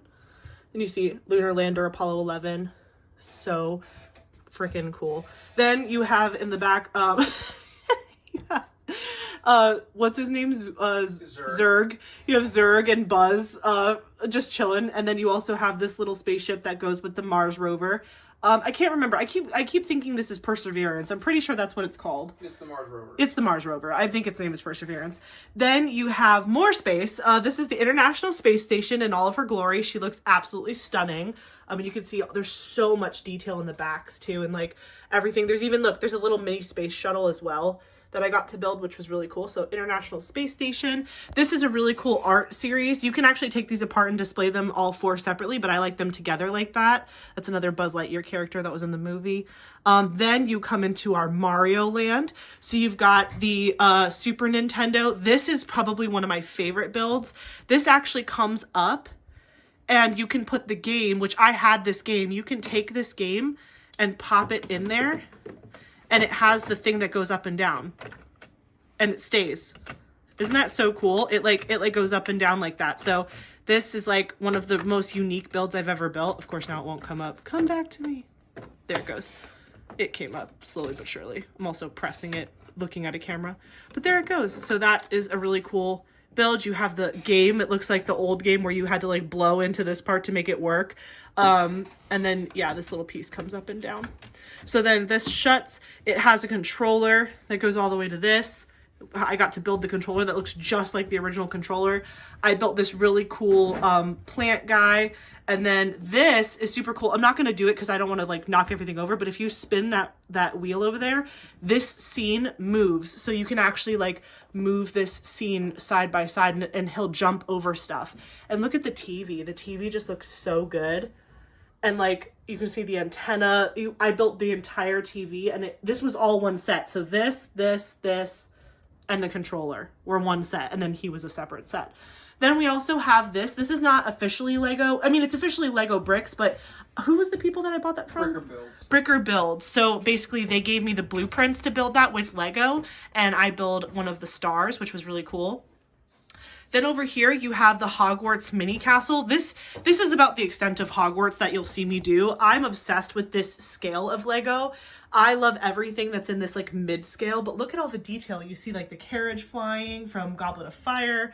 You see like the boathouse. Look at all the details. It is just like so incredible. And then you have the architect of Hogwarts kind of there. It is just stunning. It is absolutely stunning. So this is Hogwarts. I don't think I'll ever build the big one. Look, you can even see, what's the tree called? The Whomping Willow? Yeah. With the car. Like there's just so much details in this kit. It's so cool. I love it. But yeah, that's Hogwarts, the miniature scale, which I prefer. And then at the top, there is Starry Night. And look, there's even a little Van Gogh painting Starry Night, which I think is so cool how they did that. And look, it's like all 3D. I just think that it's so cool how they did this. Like, it's like dimensional. I love it. I'm sorry if you guys are gonna like throw up from me moving you around. Then up here we have Back to the Future, one of my favorite movies of all time, the DeLorean. And then you have Doc, and you have, what's his face? Marty McFly. Marty McFly. And the DeLorean is really cool. In that set, you're able to actually change the car to be different versions from different movies, but I like the hover car. So I have it hovering, and you can see the wheels are faced up. Then you have a giraffe, because that's my favorite animal, so I just have a giraffe. The flamingo came with him, but it's really about the giraffe. And then in the corner, you can see I have is it the Chinese? No, Hungarian Horntail. Hungarian Horntail, and then Harry flying away from the Hungarian Horntail. But that was my first time building a dragon, and he was really cool. And then I also built this massive Batman scene, and it was so much fun to build. I love doing these giant art sets. This is also 3D, so you can just see all of the detail included in this set. I'm on my tippy toes, so that's why I'm like shaking. But there are different parts of this that actually come apart, and you can see more interior stuff. But yeah, this was an incredible set. And then look, it comes with all the characters too. So that's really cool. But yeah, the Batman set is really impressive, and that took me a long time to build, but I'm obsessed with it. And eventually I'll move these sets out of the way, and that's where the Mona Lisa will go. And maybe another set that I want to get in the future. But those are just there for fun now. But I like all the art sets kind of up here, the big art sets anyway. Then as we continue around the room, Eric, it's your turn. Can you shut the door so they can see what's going on back there? So go ahead, show them your cars. This is his car display. He built this whole setup. So this, similar to the one that I'm building now, this is the 2022. This is the 2022 McLaren F1 car. The one on the wall. Yeah, the one on the wall. It's got the same liveries there. That one. Yeah. Up here in the corner is the Aston Martin, the Valkyrie, and then the AMG, I believe it was, because they have different names because it's based on I'm trying to think of the name. Concept cars. Mm-hmm. Then we have a Porsche here that's based the Porsche 919, I believe. Which color is it? It's the red one above the black and red one. The red and white one up here. That one up there. Yeah. The one below it is my 1969 Camaro SS. We can actually change the color of the pin striping. This one. Yeah. Next to the Porsche, we have the Nissan Skyline from Fast and Furious, and then Dom's Charger. That is those two right there. Yeah. We have the Toyota Supra, and that's the yellow one. Mm-hmm. And then we have, it's actually based off the new Supra that came out, or for those of you that are car people, the G86. Then we have here the Senna, McLaren Senna, which is the original Speed Champions version of it. It was a very small one. This was like the Neon the Racing. Orange. Yeah, the orange one here. This This is the Neon Racing Team buggy that they use for desert racing. It's a if I remember correctly, it's an electronic, but it's an e-buggy, so it runs all on electric. At the top here, we have another Porsche. This is the one that they used in Le Mans, if I remember correctly. Which is a 24-hour race in Yeah, France. Yeah, it's a 24-hour race in France. Underneath it, we have our 1971 Boss Mustang. Then we have our Technic McLaren Senna. That's the blue one. Yeah. Up there, we got the Lamborghini Countach with the white one here. Which you have the big one of that, right? I do. So they actually came out with the Speed Champion first, and then they came out like 6 months later with it was called the Lego Icons version of the Countach. Mm-hmm. Underneath that, we have the Nissan GTR. Here we've got the Lamborghini Huracan. It just reminds me of the Hulk so much. Well, they came out with this. Originally, they came out with the green one, and then now they came out with an orange one too. Yeah. We have here our Mercedes AMG, and then this is actually the mini version of the car that I'm building downstairs. Yeah, so similar to how he has these two cars, there's a mini version of this that we have to hang up here, but these are all going to be the same car. It's just in different scale models, and then that one, with the teal blue color, that's the car he was building downstairs, but in a mini version, and so this panel is empty, and he's going to put the big one here with the mini. Yeah. Is there a mid-scale of that? There is. I have it over here on the shelf. Okay. We haven't put it up yet. We haven't put it up yet. Yeah. Then up here we've got the two McLarens. One of them is the Solus, and I don't remember what the other one's called, but they're all this one, if I remember correctly, is the Solus, and then the one above, I don't remember its name, but it's also based on concept cars. Mm-hmm. This is the Bugatti Bolide. They came out with this originally in yellow, and then redid it in blue now, like a teal blue. I like the blue one. Yeah, I got the yellow one. I was like, I don't want to get the blue one because I already have the yellow one. Yeah. So this is the 2022 Ford GT. GT4. Well, they called it the GT, but it used to be the GT40. Mustang? No, Ford. This was the Ford GT. This is based off the one that is based off the Ford because they went ahead and were selling them for a long time and stopped selling them. So they came back with it in, I want to say 2022. Mm-hmm. Up here we have another McLaren.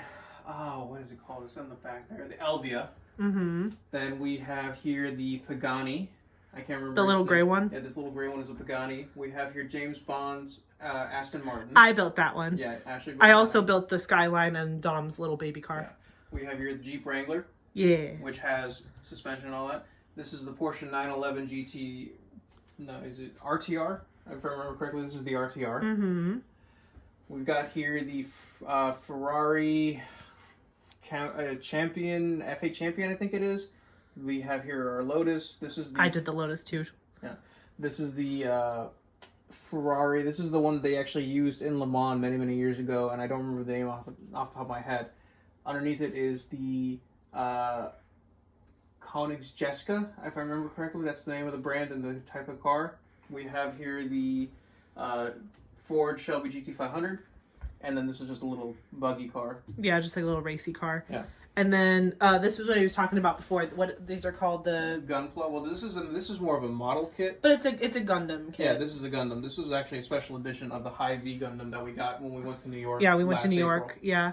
All right, show them your Star Wars. So, top shelf. Yeah, X-Wing. And then we have our TIE Interceptor. This is a Republic Command ship, which is why it's got the red. The ones, if you remember from the movies, are actually white and red. This is more red because it's the Republic Command ship that was actually used on Coruscant. Yep, with the little guys inside. I think that's so cool how it the models are all cool. Yeah. Little guy there. 25 year of... Yeah, these are the 25 years of Lego, if I remember correctly. Of Star Wars Lego. Yeah. But like so epic. Yeah. We love just looking at that. That was like a little special VIP reward that we got. And there is the X-Wing Starfighter. So epic. And you can change the way the wings are. You can have them out or in. Yeah, open or closed. Open or closed, yeah. Okay, next shelf. Then this is a TIE. This is from one of the newer movies. This is a TIE Interceptor, but this is a First Order Interceptor, which is why it has the red. Yep. Then we've got here Captain Rex, his helmet, and then Commander Cody will be getting eventually. And then I built both of these. This is the scene where he's destroying the Death Star, where Luke Skywalker is doing the, what's it called, the trench run. Yeah, the trench run. Trench run. So yeah, this is him driving through, and then you can see the pew pew pew. But I love how that looks. And then I built this one, the pod racing. This is like one of my favorite Star Wars moments ever. Like I just loved the pod racing scenes, and I used to have a Nintendo 64 pod racing game that I used to play all the time, and it just reminded me of that, so I got that one. There's his lightsaber from Disney. Yes. And we've got the droid Dakar that Ashley built. I did build that one, yes. This is a little troop carrier from episode 1 that carries all the little droids. Yeah, the little droids. And this is a ship. This is probably seen more in the Mandalorian versus in any of the actual movies. This is a Mandalorian ship, which is why it's got the 2 spikes sticking up. Mm-hmm. Yeah. And then drop it down. There's another Gundam. Yes, and then now we have... So this is the mini version of the orange car that's up on the wall. This is a Porsche that I don't remember off the top of my head what the name of it is. This is the 2020... I believe this is the 2020 Camaro. This one is the one that I built when we were with your dad. Ferrari. This here is the Chevy Corvette. This is the newer one that's used for racing. This is the old Chevy Stingray. And then, that's so cool. Yeah. I like the maroon color of that one. Yeah, this is the Lamborghini Vision. Mm-hmm. This one came out at the end of last year. And then there's a couple. There's like a little Land Rover Defender. These ones, I built all these. It's like a Land Rover baby, a taxi, a police car, and a Vespa. Yeah. And then what's this? What are these down here? This is the Peugeot 9x8 hypercar. This is actually that they made for. That looks so mean. Yeah, this was actually made for Le Mans, and it's So a low to the hypercar because ground. it's also electronic. It runs on both a regular engine and it has an electric motor in there as well. And then what's the thing? This is just like a little dragster that came. Did that came with Technic. it? No, it came with Technic. Oh, but okay. that was the only spot I had for it. And then what about down here? It's a tank. It's just a tank. It's a remote control tank. He chases my cats with it Yeah, constantly. I can- And it flips. It does. So this is like it in tank form, and then it'll flip over. Oh. It'll flip over to be like a little snowplow. Yeah, put him back. The cats don't need to see that. Yeah, it's fine. They know I'm not getting chased yet. Today. Today. All right. Back up here. What do we got? This is the Technic ships from the Mars series. So this is the They VTOL. match with the ones that were in the bedroom. No, this is separate from the bedroom. This is what this was. That was Lego City. This is now Technic. So this is the excuse me. Yeah, so this is the VTOL. That's the crawler, and then that's the rover. Gotcha. And the rover actually gets longer. Oh, I'm very sorry, cool. it gets shorter. I have It it is long. long, yeah. Yeah, it is long right now because I have all the stuff in the trunk. And then what's down here? So this is the Audi Q8 e-tron, if I remember correctly. This is another remote control I like one. the suspension on that one. Yeah, this one can actually bounce around. Yeah. Most of these cars have suspension. Most of the bigger ones like that. Please don't mind our old knees crackling. Yeah. And this is the Mercedes G-Wagon I was talking about before. And so good. actually, let me see if I can get a shot of the inside of it. Where I don't know if you can see, like you see the little knobs here. I don't know if it's easier to see from the roof. Let me see. The sunroof. Oh yeah, look at that. Wait, Yeah. let me try to get it around this way. Yeah. You don't move, I move. Hold on. Yeah, you can kind of see inside. Yeah, so it's a got little like blurry. high-low gear. You can lock your differentials. You can go in reverse, neutral, or drive. Like, and they actually do stuff. Like, I can shift it to high and low. I can lock my diffs. What's a diff? The differentials, like, so the suspension will it'll keep everything locked up. Like, see, like back here, see how this moves together as one unit, whereas in the front they each have their own independent suspension. Oh, that's what that's doing. You're such a car nerd. Yeah. I know none of these things. I'm like, does it drive? Does it have seat warmers? Yeah. Yeah, no. So there's that. Very cool. And then what's at the bottom here? So we've got the Ford F-150 Raptor. Okay. It also has its own little suspension and engine inside. That spins. Very nice. That's like the one that you're working on. Yeah. Okay. We've got the Lamborghini Countach. So that's the big one of the other little one we saw. Yeah, this is considered a Lego's icon. So we can lift the engine bay here. Gotta try and like finagle it a little bit. Yeah, it's like you can take pieces off, but then like it's not the most. Yeah, so there's the engine bay. That's really cool. Yeah. So pretty. Yeah. We've got here the medium midi version of what I'm building downstairs. Okay, so this is the middle version of the small and big, yeah. AMG, yeah. And it pushes. It's like a push roll, yeah. Push rolls. This is the Audi. If I remember correctly, this is the S1 Quattro e-tron. Okay. Which is a newer one that came out last year. Got it.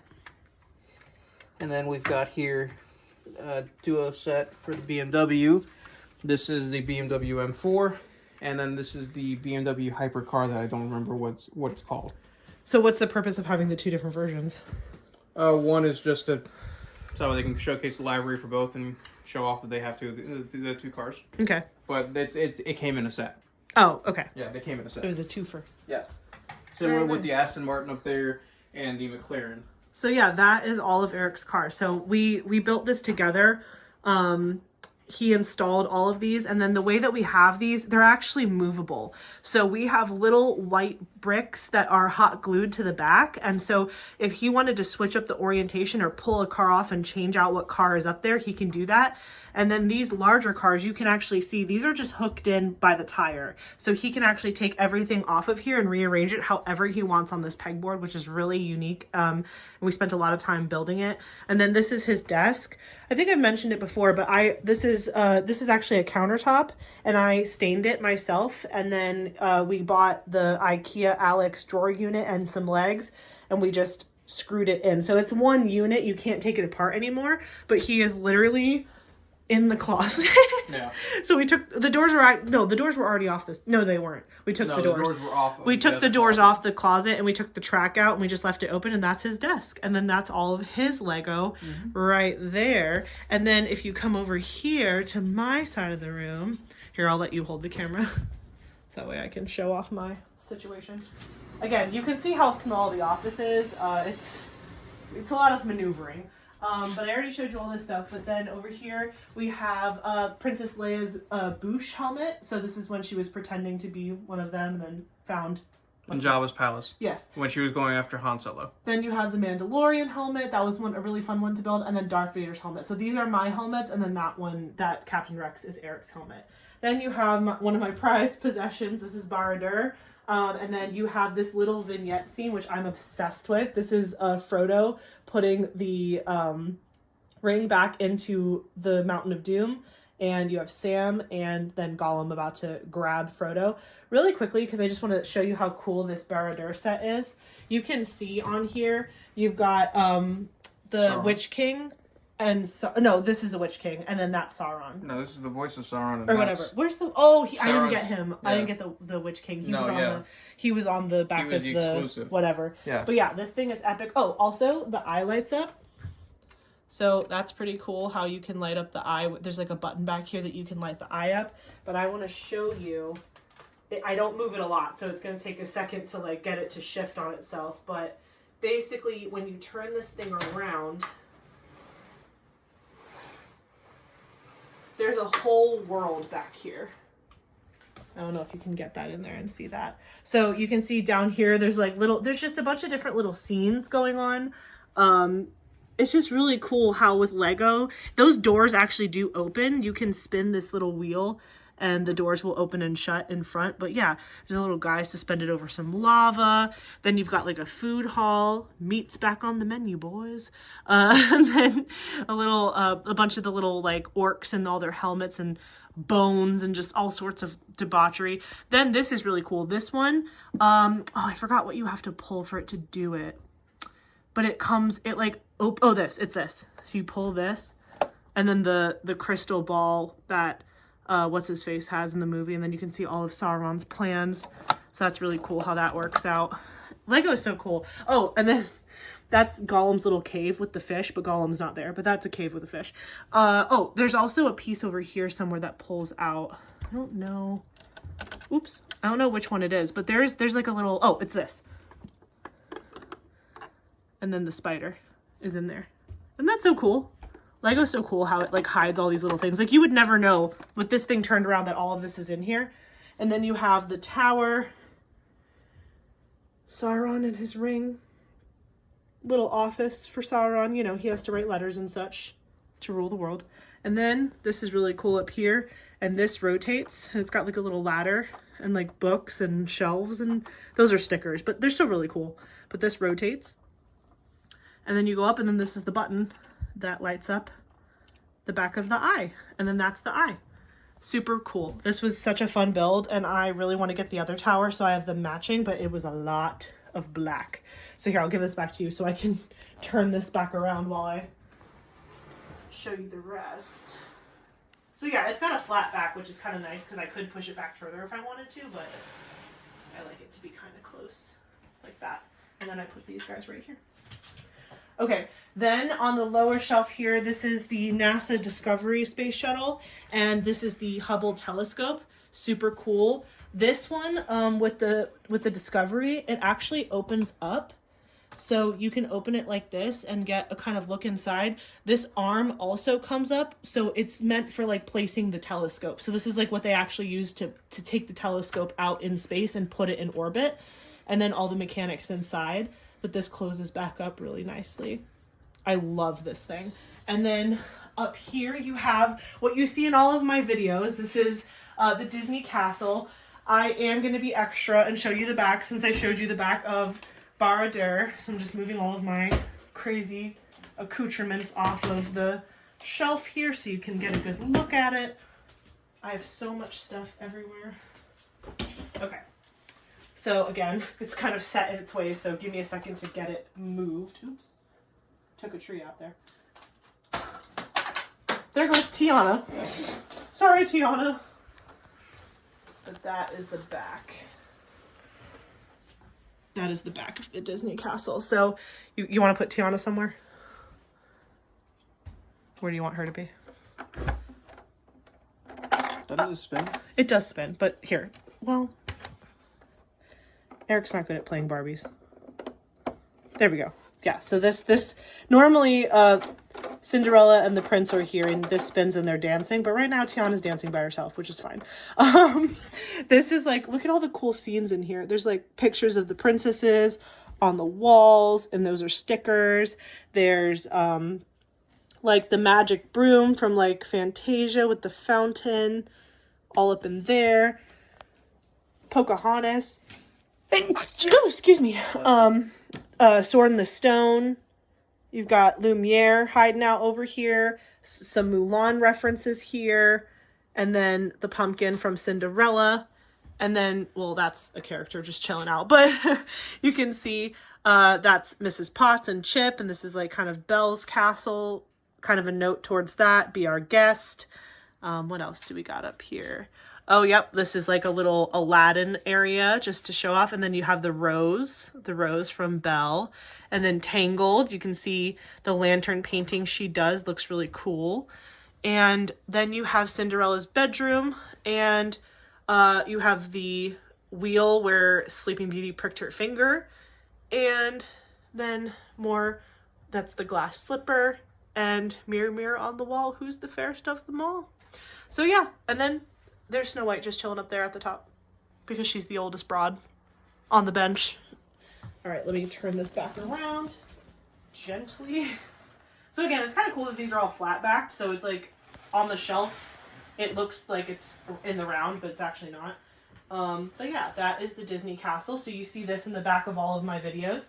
And then you have down here, Lord of the Rings, Rivendell, and also all of my Diamond Dots enhancement collection. Just ignore that. But yeah, this is Rivendell. It is so epic. All the little scenes that you can create here.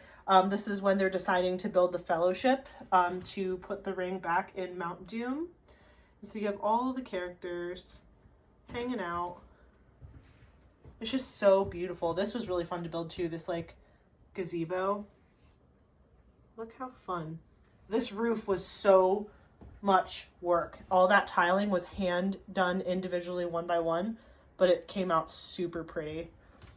And yeah, everything's all elven and it looks all cool. This one I'm not going to spin around because it's a lot harder, but this comes apart in sections. So you can actually break this apart in 3 different sections as well, but it looks really cool. You can see the split happens like right there. And then there's another split that happens here with the river. But yeah, super pretty.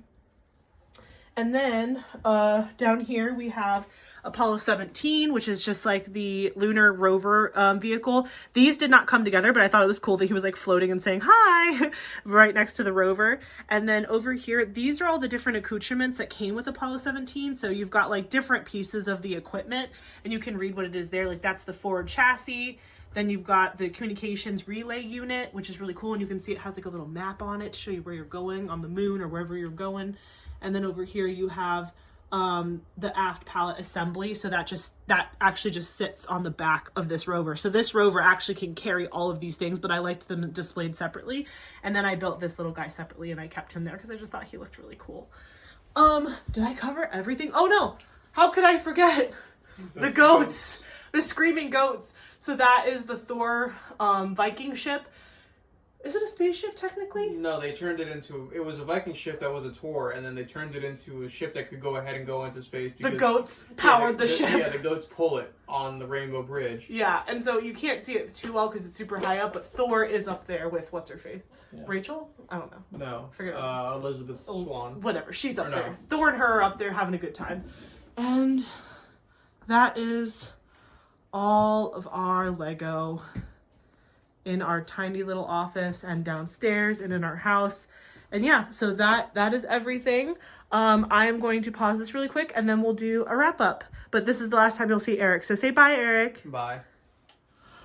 Okay, guys, that was everything. That's all of the Lego whip and chatting. I am so tired. That was a lot. But it was fun. I'm glad you guys got to see it. I know a lot of you have been asking to see our whole Lego collection, and that's all of it. That's everything that we have built. We have a lot of Lego that we need to build. Oh my gosh, I'm a liar. I didn't show you this. My little unicorn. He sits on the other side of my desk. I forgot to show you him. And then I also have this little, well, she just fell off, but it's Lady Liberty. Please hold while I grab her from this very precarious spot that I have her in. Why is this being difficult? Okay, there we go. Let me fix Lady Liberty. Oh, okay. Here we go. It's like a little postcard. Lady Liberty likes to fall off a lot. She's a little jacked up, but there you go. That's Lady Liberty and then my special unicorn. Oh my gosh, look at her hair. Look at her hair because she fell. She's all messed up. Okay, she looks upset. I mean, it makes sense that Liberty's upset with America right now, but it is what it is. So there she is. But yeah, thank you so much for joining Eric and I today on this very long and exciting whip and chat as always. We had a lot of fun talking with you. I hope you had fun getting to know him. He's great. I think so. But yeah, it was fun to kind of do what we normally do, but on camera. We're constantly doing fun crafty projects or Legoing together, or I'm crafting and he's doing Lego. That's kind of what we're doing all the time. So you just got to peek into that a little bit, which was really special. But yeah, I hope you liked everything. Let me know in the comments what you think about our Lego collection. Did you like having a special guest? And yeah, answer some of the questions that we asked too, like what's your favorite movies and TV shows and music and all that stuff. I'd love to hear from you guys about that. So just let us know.